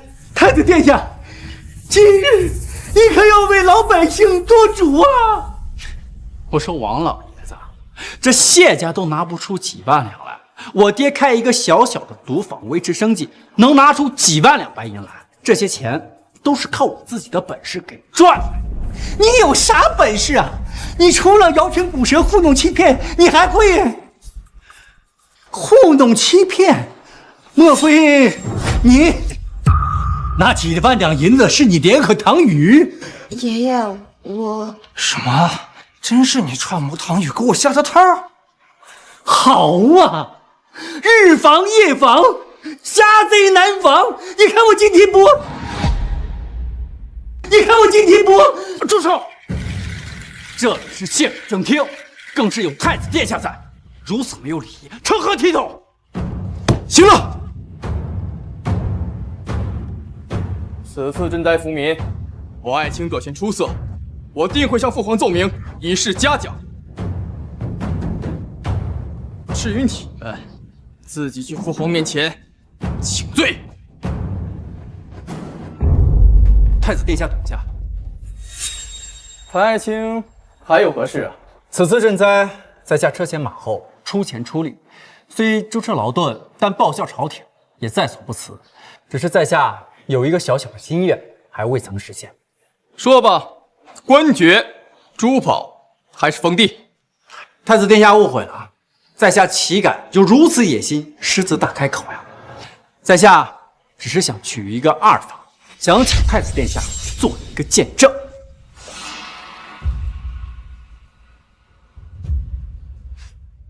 娶二房啊，好事啊！看中谁家姑娘？本太子亲自为你见证，一定帮你拿下。王家姑娘，王芷若。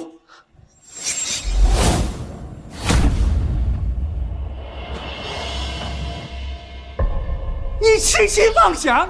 找你之前岁数尚小，今年已不18，我是准备送入宫中，介绍给太子殿下。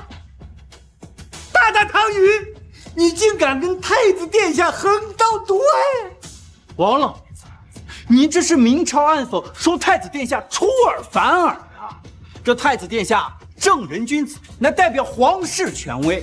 正所谓君子无戏言。今日当着众人的面，你这是明显在拆太子殿下的台呀！虽说君子无戏言，但这巧取豪夺、逼良为娼的事儿，太子殿下绝对是做不出来的。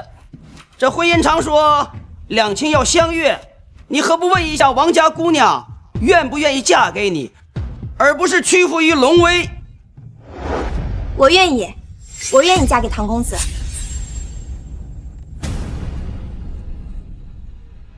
你个吃里扒外的逆女，你看我不打！住手！现在芷若姑娘是我的老婆，更是太子殿下所配，你敢动她一下试试？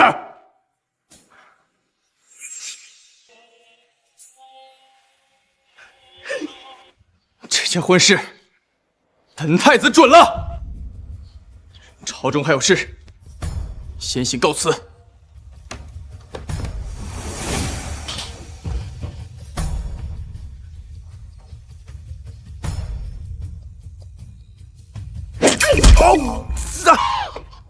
好啊，我让你想办法去保芷若姑娘，你倒好，你不说，现在跟我玩这出是吧？不是你让我去追芷若姑娘的吗？我是让你去追她，那我是想削弱王家的势力，我没让你把她娶回来当二房。嗨，你就说这王家的势力削没削弱吧？眼下我是真没办法，要不是芷若姑娘帮咱们的忙，这事儿能成吗？难道咱们眼睁睁的看着芷若姑娘被毒打呀？再说了，我也是男人，我也有正常欲望吧？你这天天脸冷的跟个冰块一样，结婚这么久，就亲了一下脸，这我也得换个人发泄了。你看呀，18岁的年纪多好！唐公子，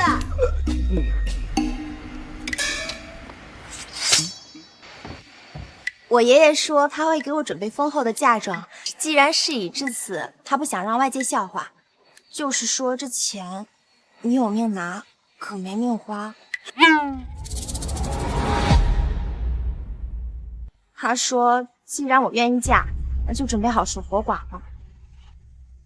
你没看到今天司马云离开的时候那个眼神吗？他恨不得杀了你。你这种人，他不会留的。你看看啊，现在这都是什么事情？我帮了他家这么大一忙，竟然还想要杀我！以唐公子的聪明才智，应该能够想到办法自保吧？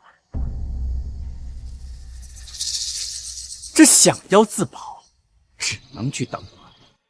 这太子可以刺杀百姓，但是想要杀官臣，只有皇上同意才行。那你为何不让司马云直接给你赐官，反而让他给你赐婚呢？刚才如果我说的话，你觉得他会同意吗？他的奏明皇上给予嘉奖，也是句客套。这官还得是皇上亲自赐才行。那你想当什么官？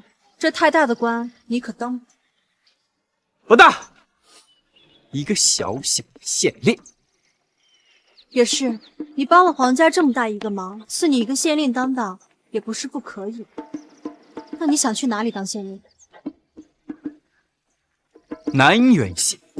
南垣县，他的情况你又不是不知道，无数的流民才刚刚解决温饱。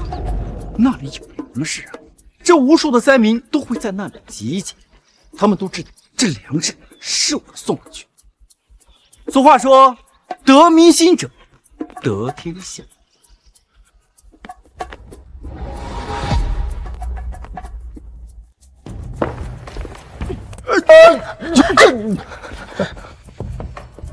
想造反？唐公子，这可是诛九族的，你可不许胡说。我有说造反吗？我好歹也得有一些较真的实力啊，这总不能任人宰割吧？这人间炼狱的时代，如果接下来让司马元统治，又会增加多少无辜冤魂？有时候是不想反，但逼不得已反。正好3日之后便是大庆中秋节，听说皇上身体不好，想借此节日热闹热闹。到时各大家族皇亲国戚都会到场，你可以趁机把握机会。但这一日也是司马云杀你的最好时刻，只要引导了皇上，没人能保得住你，你千万要小心。哼，想杀我，贱也未尝不利。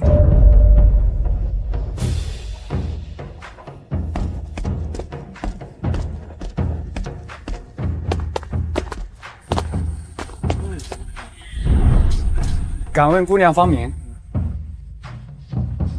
迟了，已经名花有主，换吧。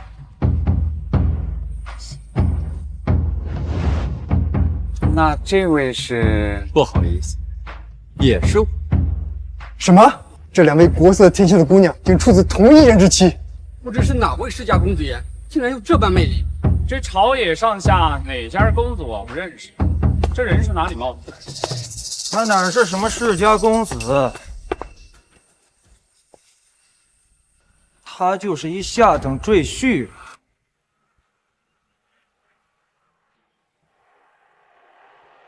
啊，我想起来了，这是谢家的赘婿，我略有耳闻。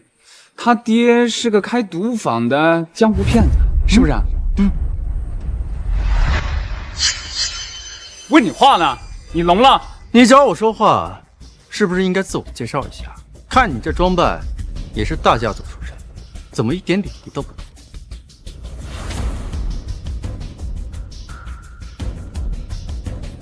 此乃赵川，赵公子，大庆开国大将赵将军之孙。我说王公子，眼下我娶了你妹妹，你好歹也算得上是我大舅子，在公共场合怎么一副摇尾讨好的模样？你这样让我很难承认你这大舅子的身份啊！你不是王公子，你怎么把自己的亲妹妹嫁给这下等赘婿啊？我讲，对呀，我也在想，她为何嫁给我这下等赘婿，也不嫁给你这开国之将之孙呢？看来你这开国之将之孙也不怎么样啊！你竟然敢侮辱我！来人！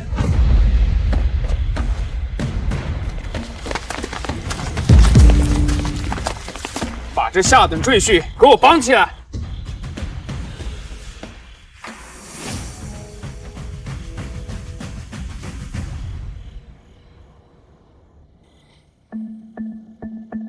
看来这将军之孙的话语也不怎么样。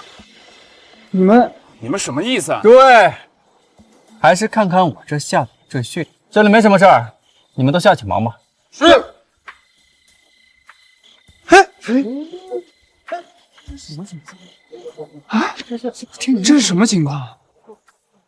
我想起来了，今日是谢家主持房屋工作，这些侍卫都是谢家的人，让你小子给装上！皇上驾到！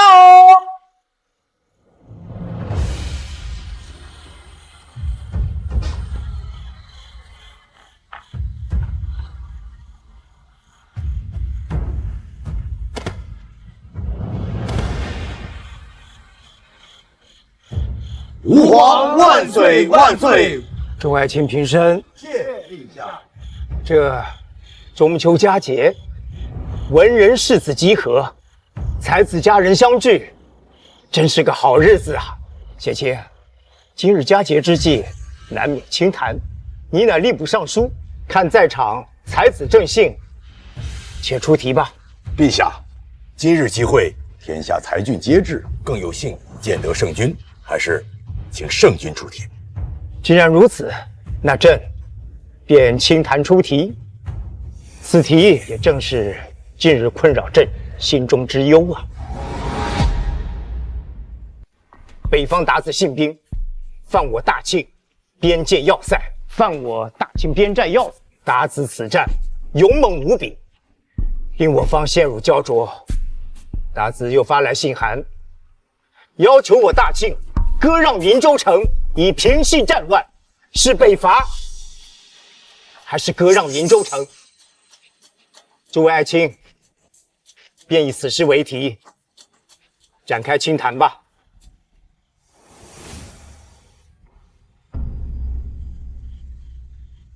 南渡以来，陛下一直采取修身养息的办法，所以陛下心中的答案是谋求稳定与发展。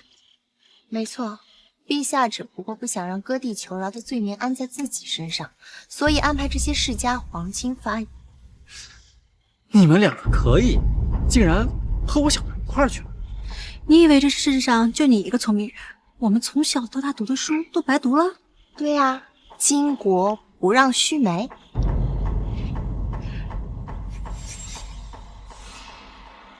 陛下，臣以为此刻北伐不合时宜，原因有2点：其一，历史教训，足底不顾朝廷反对，举家族之兵多次北伐，成效甚微，反而劳民伤财，令我大庆损失惨重。其二，云州城只是金人割据而来，向来不服我大庆，虽投降于我大庆，却未必归心啊。为了区区一个云州城，就要仓促开启北伐，实在是不符合我大庆休养发展之政策。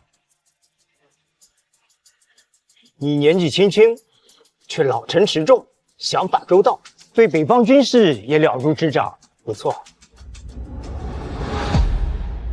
还是陛下治国有方，我等安居乐业，方能为朝廷培养出栋梁之才啊！王爱卿有心了。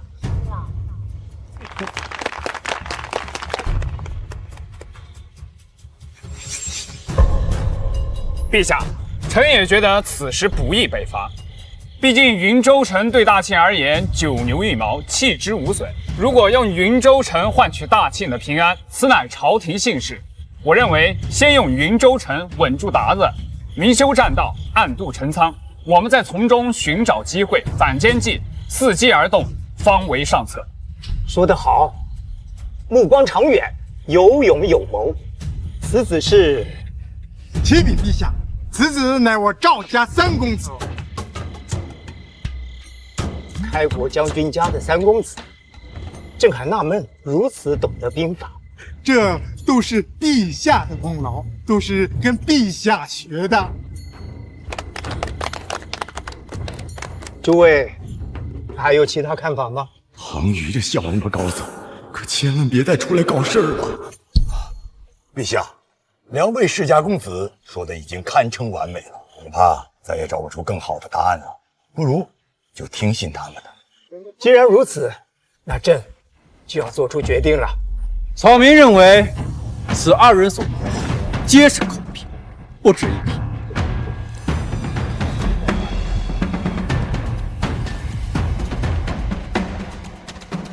是谁在发言？禀告陛下，是草民在发言。混账！怎么可能在陛下面前口出污言啊！我这还没发招呢，他就主动前来求死，这样不更好？免得太子殿下您亲自动手。此位是何人？陛下恕罪，此乃我府上赘婿，乃我6女之婿唐虞，出身寒微，不知礼数，臣汗颜呐。唐虞，是不是安源县赈灾扶民的主使？回禀陛下，正是草民。安源县赈灾扶民工作进展如何？我就知道司马仁那个狗贼不会让我好。陛下，太子这么重要的事情都没告诉你吗？对不起，父皇，儿臣一直操持国事，太忙给忘了。那南源县情况呢？很好，灾民们都安抚得不错。只是安抚，灾民们可有粮食吃啊？有，草民弄了10万担粮食，他们吃都吃不完，估计都快堆成山了。真有此事？确有此事。好啊，太子殿下说你才高八斗，足智多谋，朕起初还有些怀疑，今日已给朕可都诠释出来了。能为陛下分忧，是草民的荣幸。北伐之事，你不是有好的建议吗？朕倒想听听看。可以呀。刚才此2人的发言，实在是令人心疼。如果再好，草民不。唐虞，你出身寒微，读书不多，在陛下面前可要谨言慎行，切不可口出污言秽语，否则饶不了你。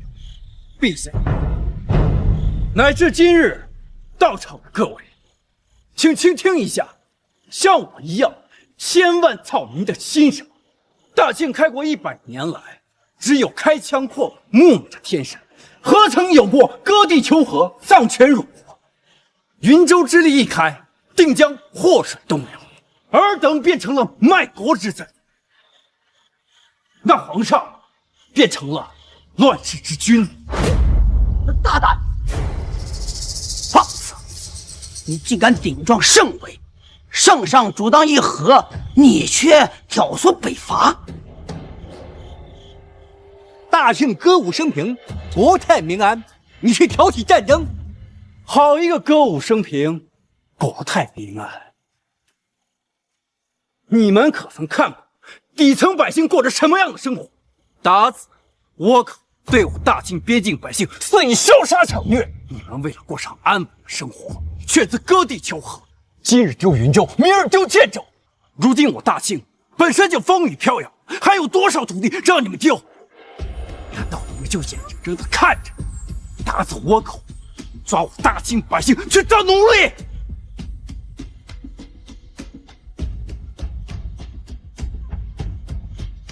陛下，你可切记，古人云：“流水的王朝，铁打的世家。”这司马王朝哪怕溃败，改朝换代，他们依旧是世家。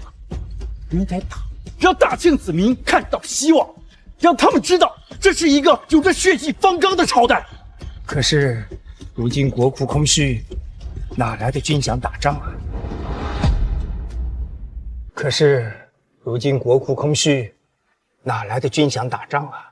陛下说的没错，现如今只依北伐，只能加强赋税，百姓苦不堪言。若集体闹事，岂不是内忧外患呐？没错，陛下不要轻信了这蛊惑之言。如今稳定国情才是大势所趋啊！我何时说过要加强赋税，征收百姓的钱？打仗不要老百姓出钱，这让谁出钱？当然是你们这些世家出钱。你们看看，一个个妇女流言，口口声声说要效忠陛下，呕心沥血要为朝廷培养栋梁之才。如今鞑子南下，正是你们表现之机，却为何当前缩头乌龟？陛下，你可不要听他胡言呐！我们虽然是俸禄，但是我们每月都市州福民，钱都用在平民百姓身上了。对，我们虽然取之于民，但也用之于民，何来的富得流油？那这么说，你们都是名正言顺的忠臣，那这太好了。那既然是忠臣，皇上何不抄家看看真实水分？若众爱卿果真是名正廉洁的话，那朕岂不是刚好为你们做了证？陛下，臣父乃开国将军，跟随大清皇太祖南征北战，打下江山。如今面临抄家，哪怕微臣是清白的，那也难以面对赵家的列祖列宗啊！因此，微臣决定自促军粮，开疆北伐。对，微臣也要保住清白，自愿筹集军粮，共同北伐。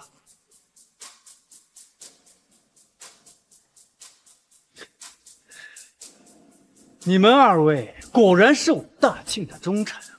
这俗话说，养兵千日，用兵一日。那二位世子爷也能北上，建功立业，可谓一举两得，实乃是我大庆之盛世。跟我斗，老子送你俩去前线玩命！有刺客，快护驾！这。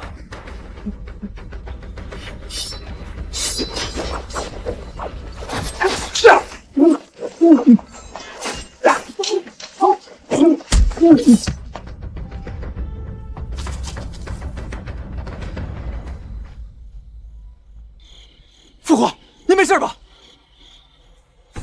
今日之机会，是谁负责防务？是微臣负责防务。好你个谢征，你让父皇在大庭广众之下被刺客刺杀，而你负责防务，明显与那刺客暗中勾结，蓄意刺杀父皇，弑君之罪，应诛九族。来人，将谢家所有人全部拿下！且慢，你还有什么遗言要交代吗？若真是我谢家行刺，那为何刚刚是我使过喊出有4个护驾，让4个刺杀失败？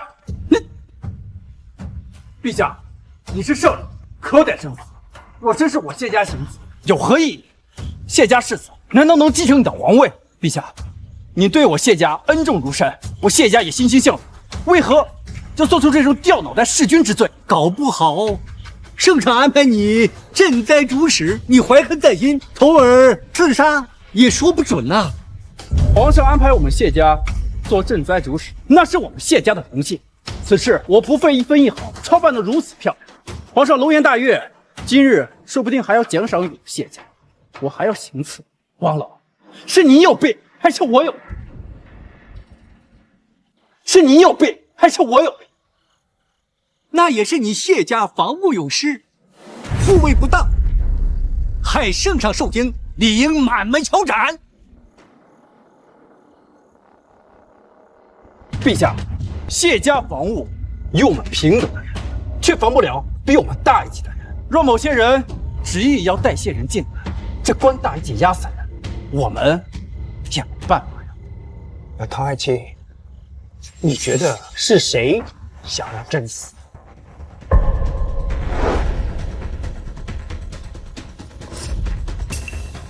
你看着我干什么？你该不会说是我老臣要弑君吧？你看我什么意思啊？难道你是说我要弑父篡位？我本就是大庆太子，这皇位早晚都是我的，你当我傻呀？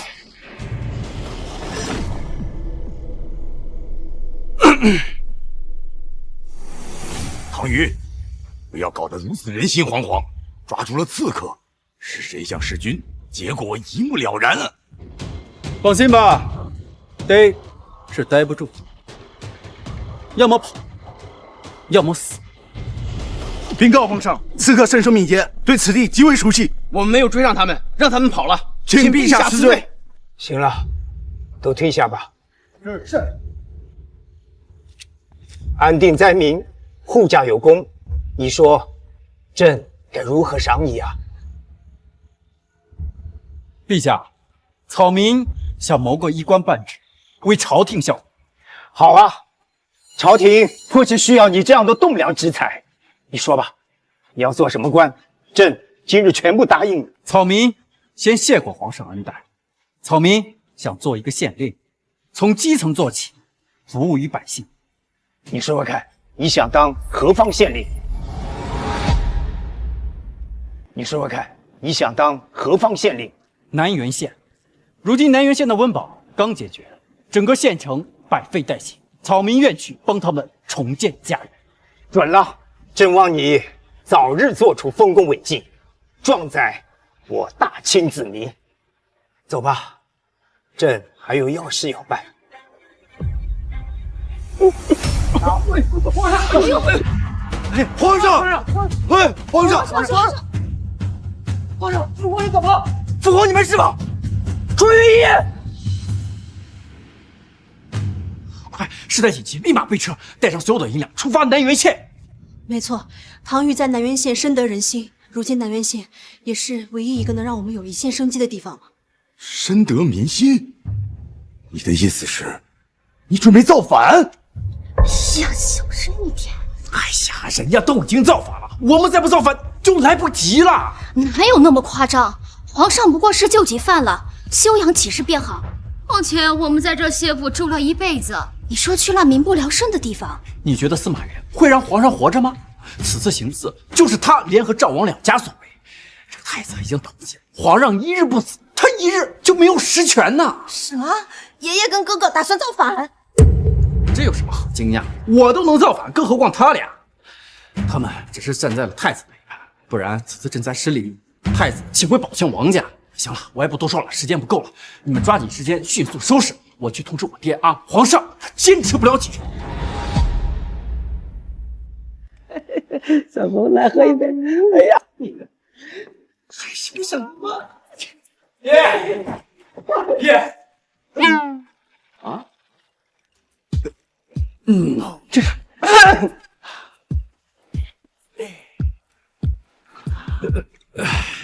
你这个兔崽子，你进来怎么不让敲门呢？死啊！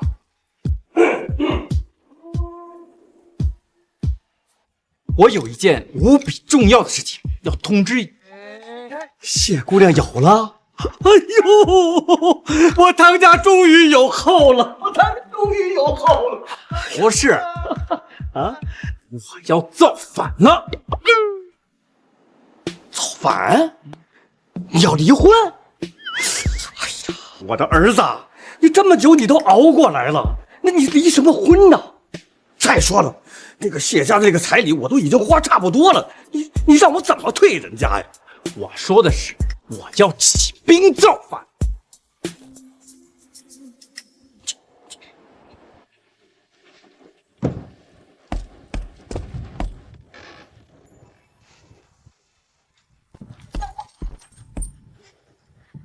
你说什么？起兵造反？你要改朝换代当皇上？对，司马元杀父篡位，到时候整个谢家，包括你我在内，都逃不了。当然，如果你现在与我脱离父子关系，赶紧逃，还有机会。我唐家世世代代坑蒙拐骗、苟且偷生，无论你走到哪儿，别人都会说你有一个开赌场吸人血的爹。我万万没有想到，我儿今日竟然有了帝王之业。老爹支持你，你要是成了，那我就是太上皇了。那若是败了，要是败了，爹陪你去赴死。好，但这起兵造反需要钱，这谢家虽然有，但不多。你这些年攒了一些钱还不够，我想以你坑蒙拐骗的这些经验呀，再去捞一些钱出来，算是对我的投资。这健康厂里放高利贷的倒是不少，我可以去借。当然，然而还有一个更大的，健康厂里有2个钱庄，我是常来常往，地形非常熟悉。这么多年，你爹我手底下还养了10几个鞠躬尽瘁的打手。你要去抢钱庄？啊，不行，那可是重罪啊！我的罪再重，有你起兵造反重吗？再说了，我儿子马上就要改朝换代了，我抢的是前朝的钱庄，又不触犯后朝的法律。那行，我你切记一定要小心，搞到钱之后，第一时间快马加鞭赶到南苑县，那可是咱们唐家龙兴发源之地。陈记安稳了这么多年，好久没有心潮澎湃、热血沸腾了。哼，儿子，你就等着爹的好消息。我办就办。来，这是你的2两银子，到这边一个登记。姓名：张三，年龄38岁。是你的2两银子，到这边登记。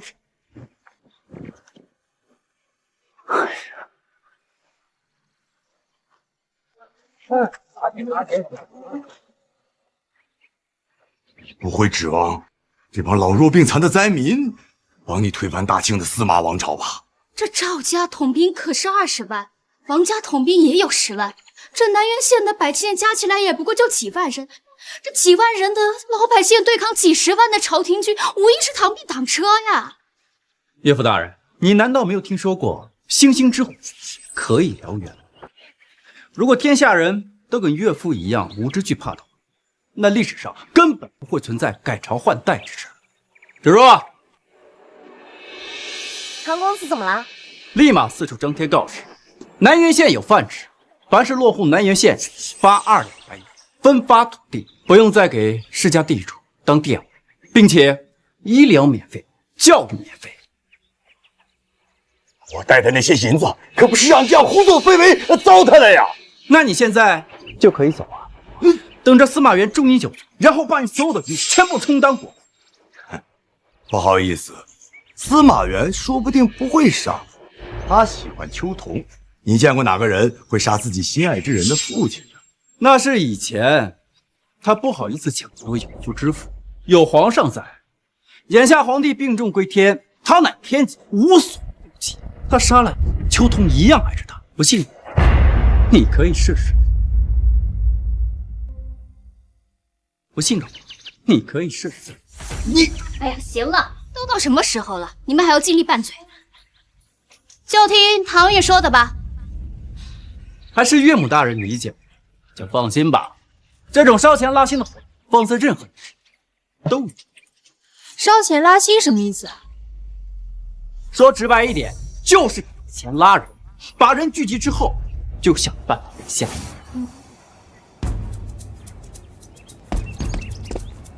来，这是你的2两银子，到这边登记。登记这么详细呢？那只有这样，我们才知道有多少合适的兵员，有多少人负责种植粮食、后勤保障。哦，原来如此。没钱了。什么？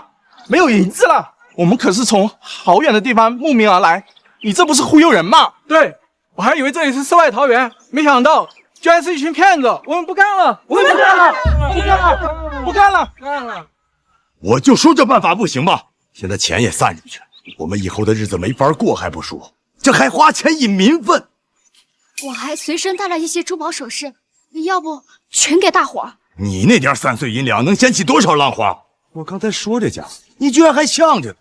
这家伙一看就不是能招兵买马干大事的料。谁在骂我儿不是这块料啊？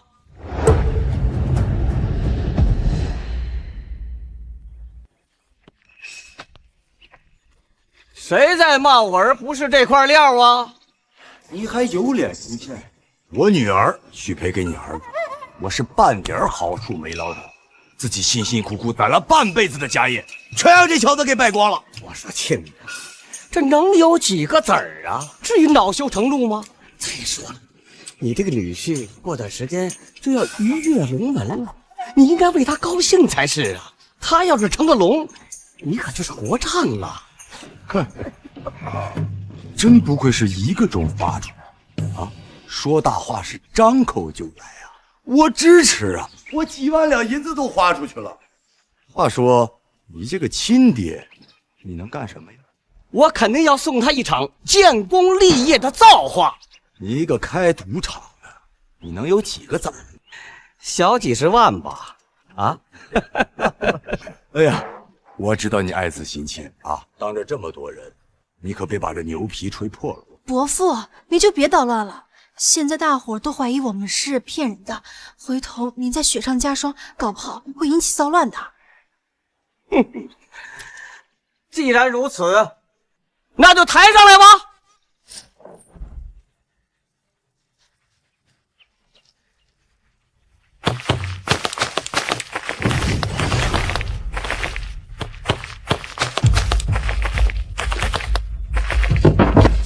打开。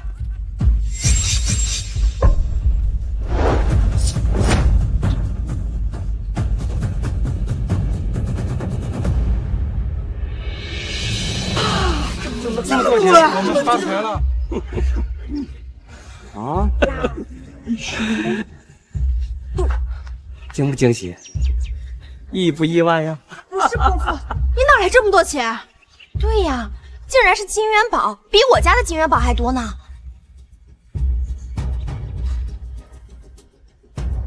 你这哪是开赌场啊？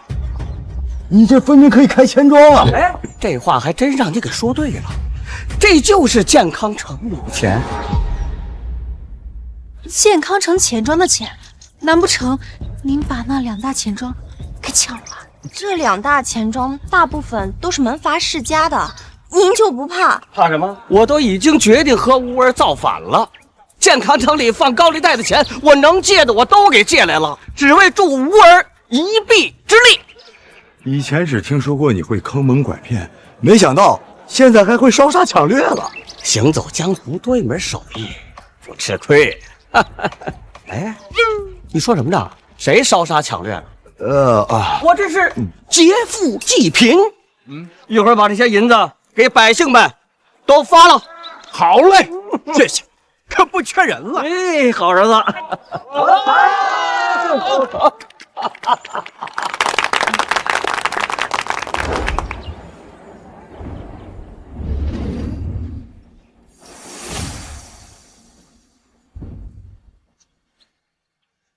父老乡亲们，我问你一个问题：如果一个馒头卖到了50两，你该怎么办？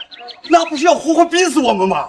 别说50两，就是5两我们也吃不起啊！是啊，是啊，是啊。那接下来一个馒头卖到50两的情况可能要来了。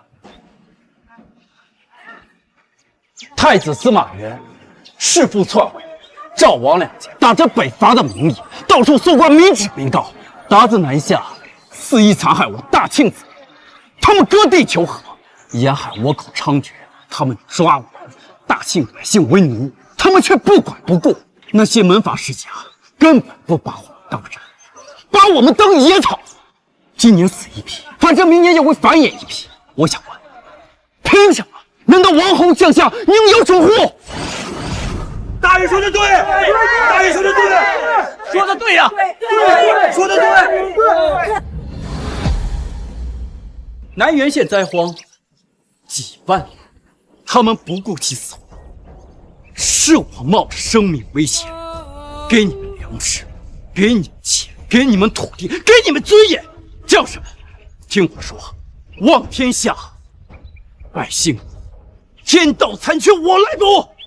推世家，灭压迫，只为苍生，不为主。好，主事大人，我们就是您的兵，您说怎么做吧？对，大人，我们全听您的。我们全听大人的。哎呀，就是这个天儿，怎么这么热啊？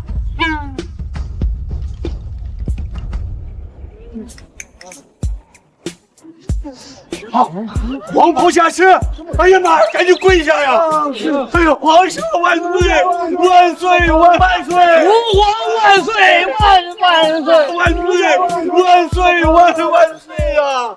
很好，既然你们愿意跟随，那自今日起，南原县改为南朝，你们不再是受人压迫的奴隶，而是新时代南朝真正的主人。让我们共同努力，推翻压迫，迎接盛世南朝。皇上万岁！皇上万岁！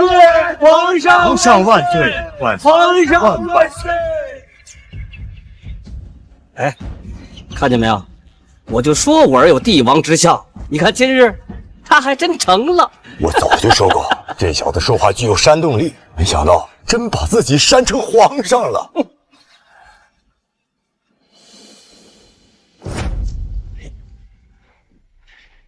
哎呀，枪那玩意儿复杂，还好这2样东西简单。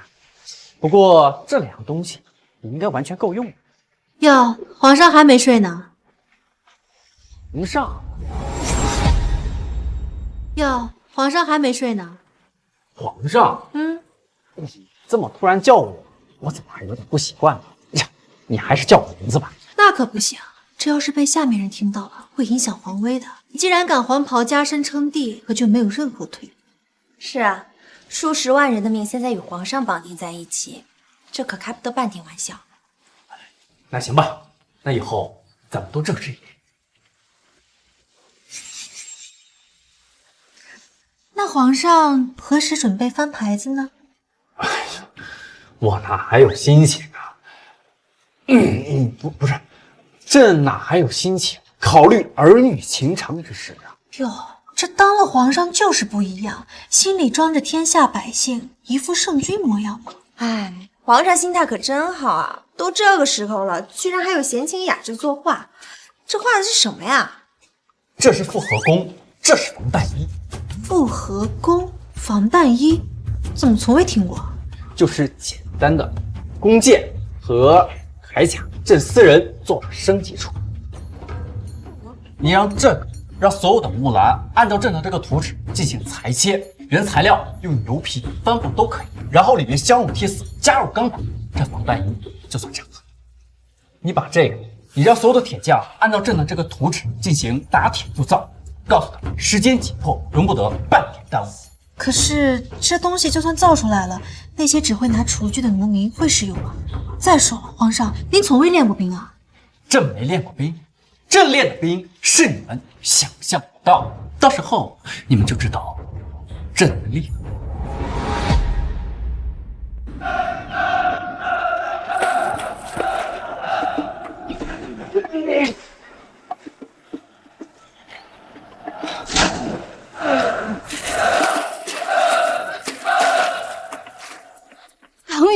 练兵呢，我是真没想到啊。这家伙就是在纸上谈兵。你要说这小子脑瓜子机灵，说话具有煽动力，这个我信。但是他从小到大连军营都没去过，谈何的练兵呢？拜托，你们女婿现在已经是黄袍加身了，10万子民跟随他，以后称呼都注意点，听见没？你要是不说，我都忘了。这小子现在是皇上了。训练多流汗，战场少流血，等马溜点利索点啊！谁要是敢掉链子，就让他负重5公里越野跑。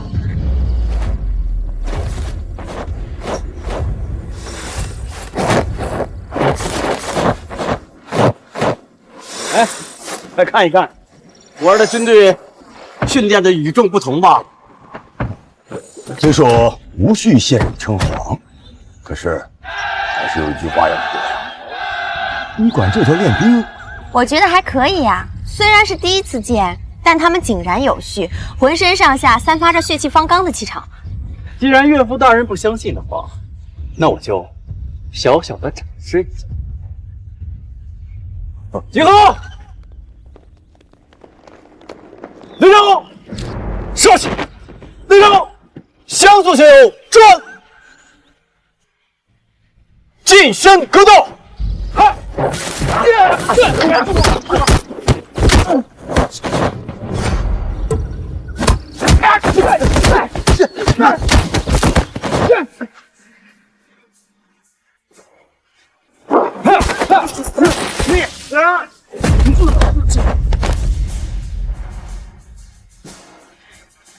如此不要命的拼杀劲儿，我倒是从未见过。那当然，只有他们拼命，才能博取一个好的未来。这就是朕，服从一切命令，指哪打哪。岳父大人，你还满意吗？仿佛看到了一丝曙光。禀告皇上，我们押送物资的车遭遇黑云寨抢劫，也有多人受伤。黑云寨？启禀皇上，黑云寨常年盘踞在南原县山脉，打劫过往商贩。起初是不骚扰南原县灾民的，现在应该是看我们富了。陛下，我愿带人上山剿匪。且慢，这黑云寨有多少土匪？大概有4、5千人，可我们有10万人呐，灭他黑云寨不绰绰有余吗？不行，你们训练时间不够，你先别急，立功心切，容易吃大亏。朕决定招安这4、5千土匪是无比有经验的战斗人员。皇上是怎能断定这黑云寨会对我等招安呢？我相信那4、5千土匪都是有志之士，是报国无门，谁愿意生下来都做草寇。太上皇听令，朕派你去说服土匪加入南朝。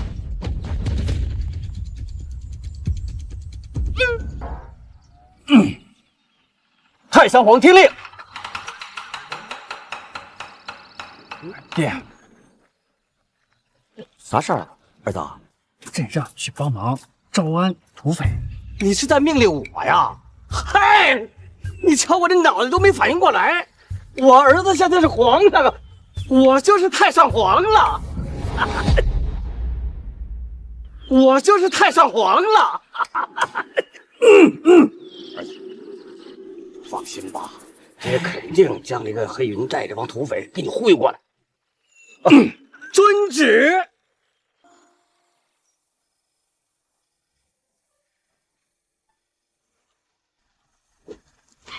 别打扰他，他正在专心看图纸呢。这皇上也不好做呀，感觉他都没有以前快乐了。是啊，数10万人的命与他捆绑在一起，他还想着拯救千万黎民百姓的生活，的确压力很大。报！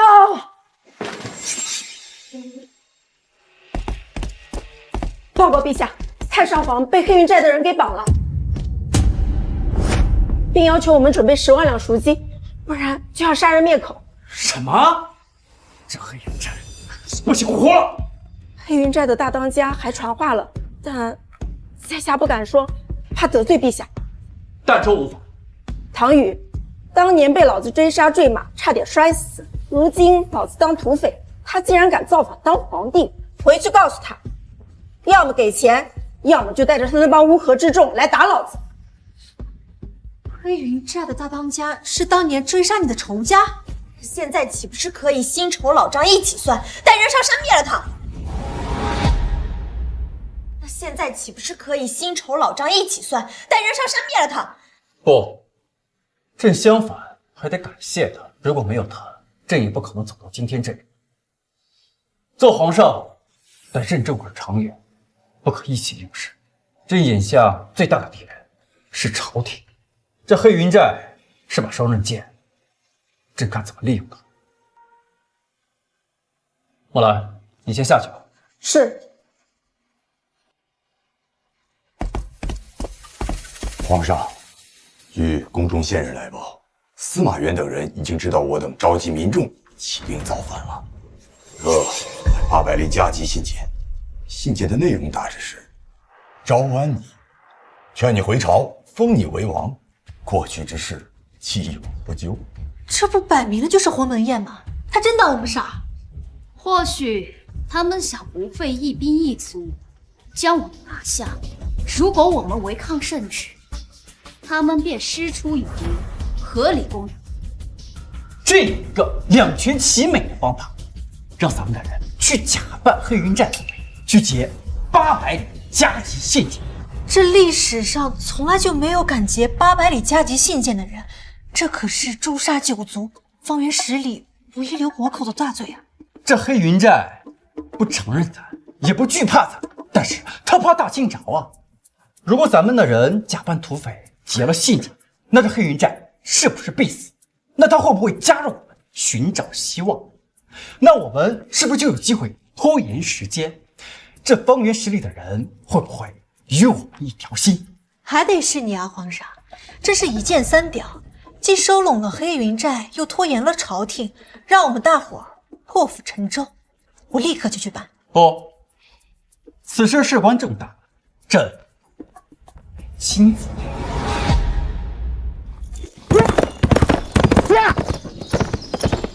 哎，瞅，来火了！我去通知老人家。你是不是虎？你是不是虎？咋了？这玩意儿，就算是老大来了，他都得虎视眈眈。你要是真结了，哪怕你是走失30年的孤儿，朝廷也能找到你的亲生父母。这还真是啊！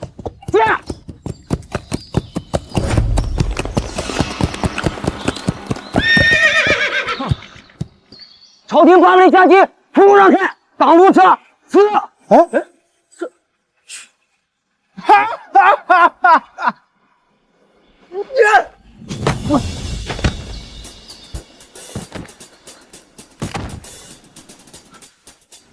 给老子打！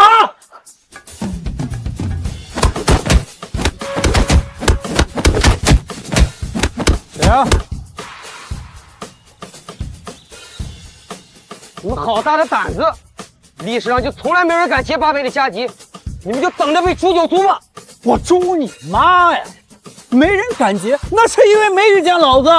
老子乃是黑云寨大当家，石虎。他说啥？回去告诉你那个狗王，不服的，让他去派兵来打老子。完了，出事了，出大事了！赶紧回去禀报大当家。走这边。哎，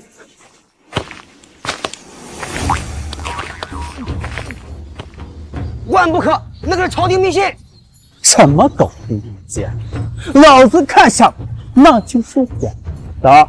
搜搜他身上，看还有什么值钱的东西，然后把那3根毛给老子拔了，老子看着碍眼。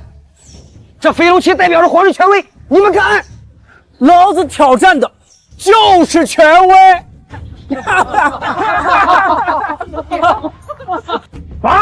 拔了之后，把马还给他。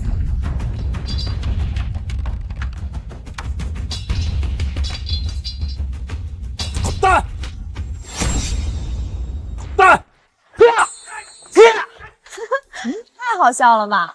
你这儿一会儿是皇上，一会儿就成土匪了。这兵不厌诈，倒是被你玩得炉火纯青。咱也算历史留名了，第一个感激800里加急的人。不过没关系，日后定有大人会为朕亲自辩解。走吧，打道回府。你们有所不知，唐玉这个王八蛋当初被我追杀，吓得他是抱头鼠窜，哭爹喊娘。后来趁我不注意，上马逃跑，也是追到了这健康城。我看他飞身坠马，以为他死了，没想到这小子命真硬，没死。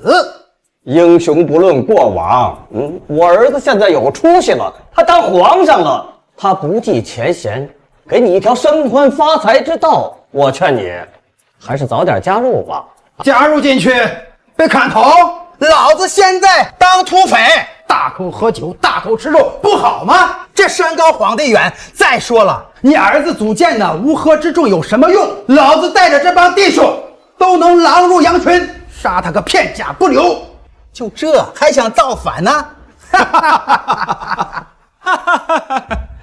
哎，大当家的，当初你发现唐宇那小子没死，你有没有想过继续要他的命？这家伙他妈机灵着呢，她嫁给了谢家礼部尚书当赘婿去了。我要是杀了礼部尚书家的女婿，搞不好会出事儿，所以我没杀。当初要是杀了，能给兄弟们勒索这10万两白银吗？对，这小子就是咱们黑云寨的大福星啊！有了这10万两白银，咱们大家全都不用当土匪了。只不过这送赎金的怎么到现在都没来呀？听听，这激动劲儿，应该是送赎金的来了。大当家的，大当家，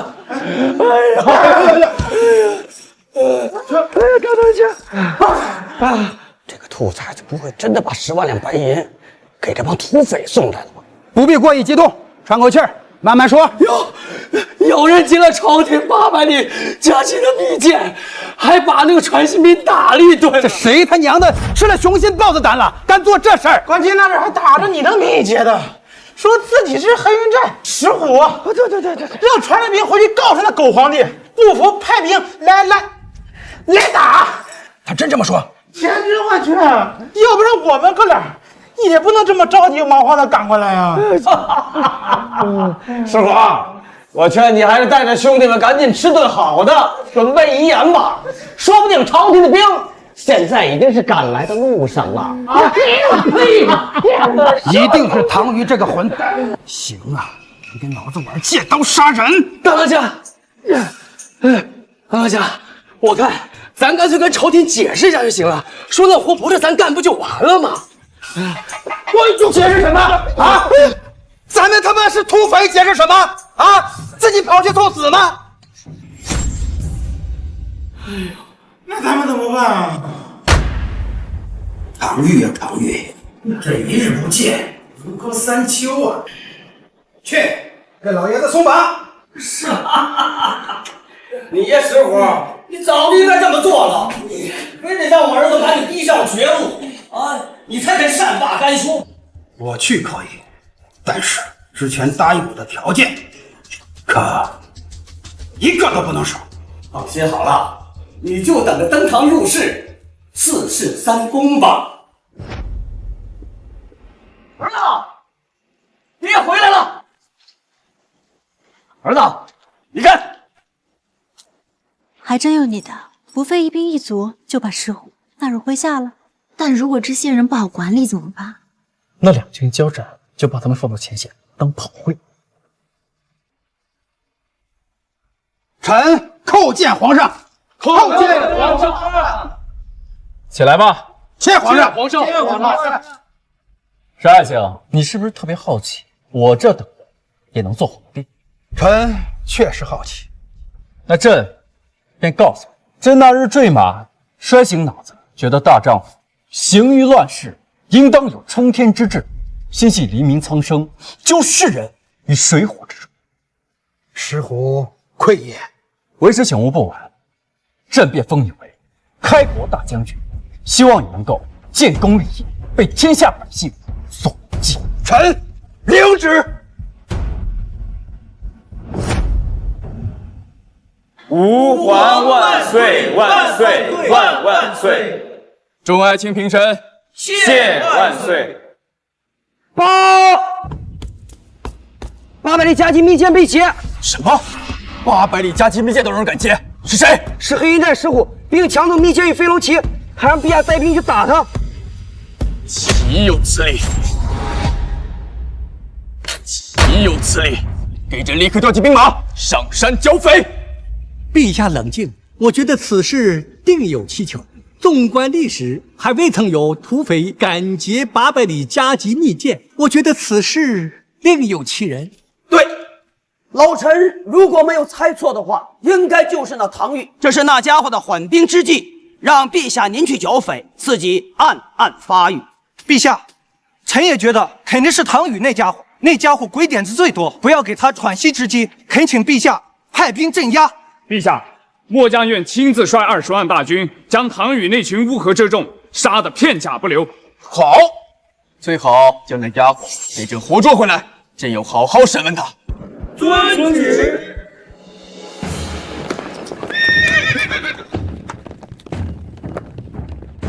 反贼唐宇，老夫我代表朝廷率军来清算你，还不速速出来受死！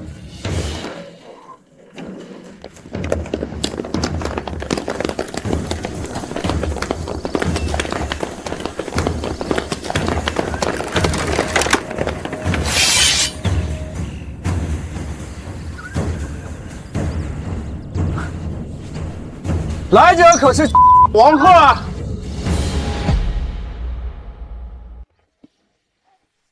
来者可是王贺啊！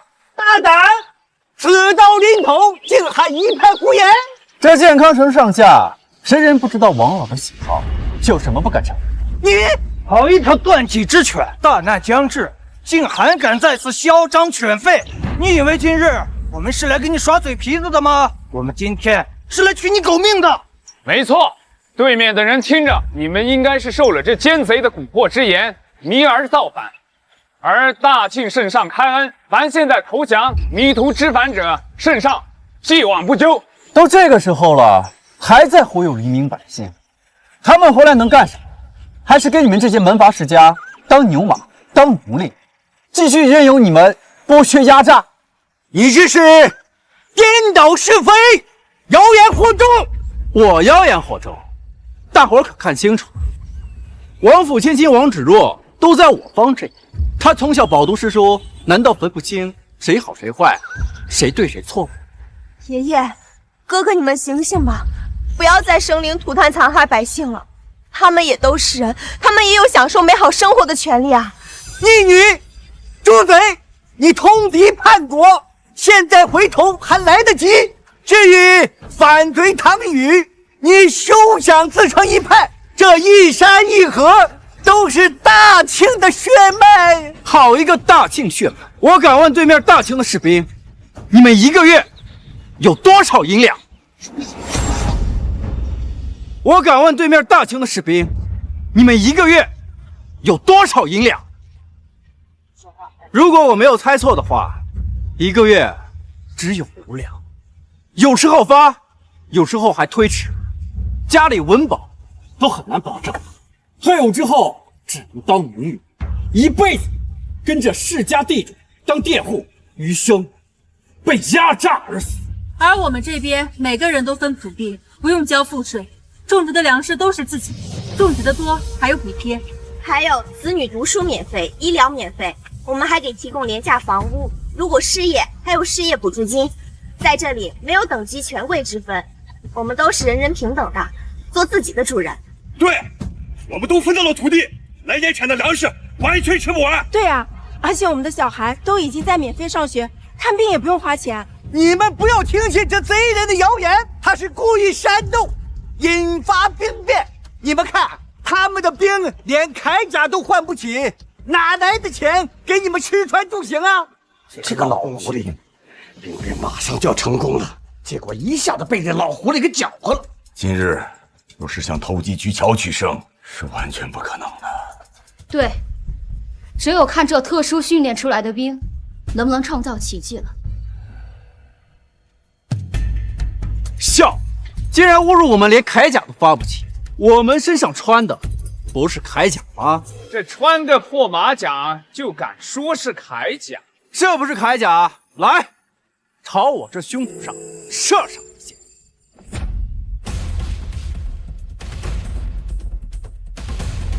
那本将军就成全你。等一下，圣上说要活出。放心，我射他腰上，不亮。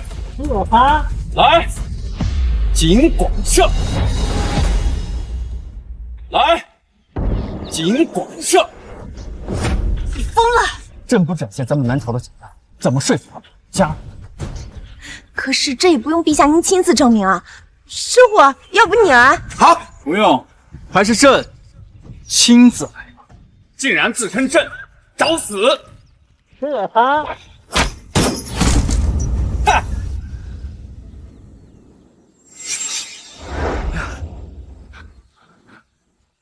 这莫非是金缕玉衣，竟坚不可摧？皇老，你是有眼疾吗？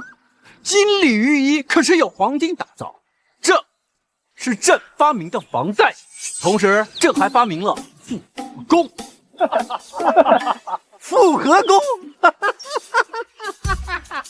我看他手里拿的是小孩玩的玩具弓吧，他哪有半点威力呀？你若不信的话，可以找个人斗胆一试。我来。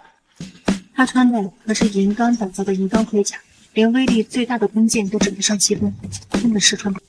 这不是假，我这个复合弓什么都不是，他的银钢铠甲无坚不摧，到底谁更胜一筹？有赞，展示给大家看看。遵命。故弄玄虚，夸大其词。来，尽管射！哎，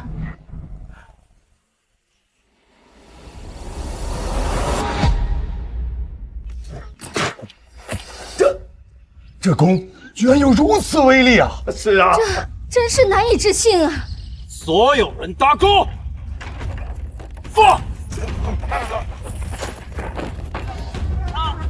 给我冲！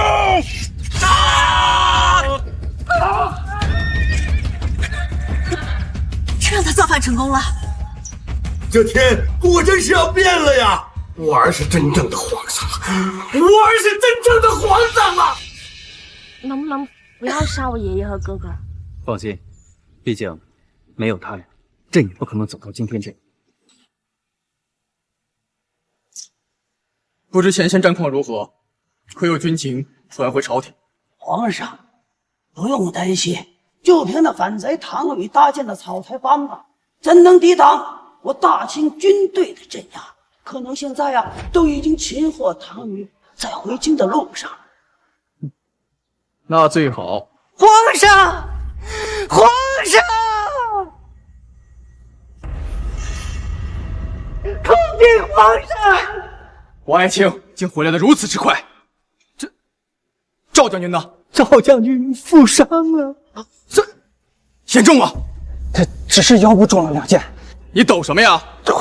回陛下，没什么。那反贼唐宇何在？可有活捉？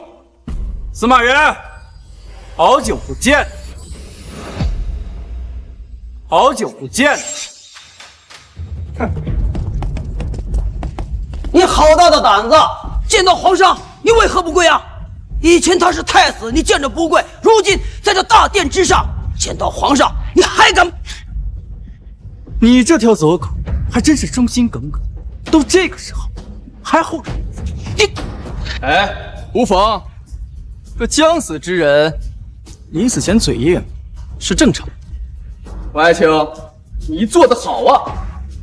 连他身旁的2位女子，你一并给朕带。谢秋桐啊，谢秋桐，违背寡人这么久，最后不还是落在了我的手里？你错了，我没有落在你的手里，我是落在皇上手里。难道朕不是皇上吗？不，你不是，他才是皇上。他不过就是一个自封为帝的反贼，也配叫做皇上？他心系苍生，怎么就不配叫皇上？他一统天下，他怎么不配叫皇上？他是无儿，有帝王之道，他怎么不配叫皇上？将他们全部起获！还不给他们绑绳子？拿这里当什么地方了？来人，把他们几个都给我五花大绑！陛下，需要将2人绑起来吗？绑吗？你们干什么？哎，你们这是干什么？我是让你绑他们！放肆！朕乃大清天子，这是要做什么？皇后、王少，陛下，请讲，告诉我发生了什么？南原县一战，我军大败，南朝士兵势如破竹，我方溃不成军，许多士兵开始兵变投入南朝。大清王爷，不可能，这绝不可能！我100年大清就岂会亡在朕的手上？因为你就是一个彻头彻尾的昏君，大庆在你的掌控下必将走向灭亡，因此我不得不否认。朕还是迟了，朕就不该让你去南原县，朕早就该杀了你！在一个新圣君面前，你一个亡国奴，一口一个朕，你礼貌吗？我告诉你，哪怕我不去南原县，我心里装着百姓，装着天下，依然可以反你。权力永远不是独裁者的游戏，明白？朕败了，朕成了亡国之君。你杀了朕吧！800里加急我急，我可不想再背上一个杀皇帝的罪。我会将你囚禁起来，慢慢混吃等死。至于你，谢尚河，皇上饶命啊！我也是实在没有办法，我不听太子的命令，也是要被砍头的。我只想活着而已啊！那就将你交给谢家人自行处理，把他们还有王家爷孙俩全部带下去，听候发落。是。看到没？那才是真正的皇位。还不快去！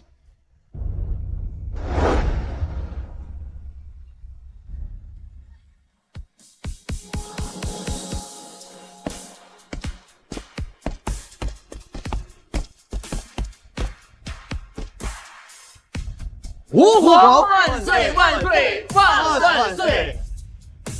挺身吧！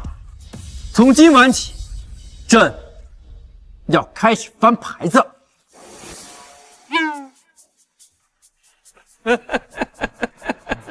你们2个可以商量一下，看今晚翻谁的牌子。既然都不表明，那2个就一起来吧。回夫人！啊！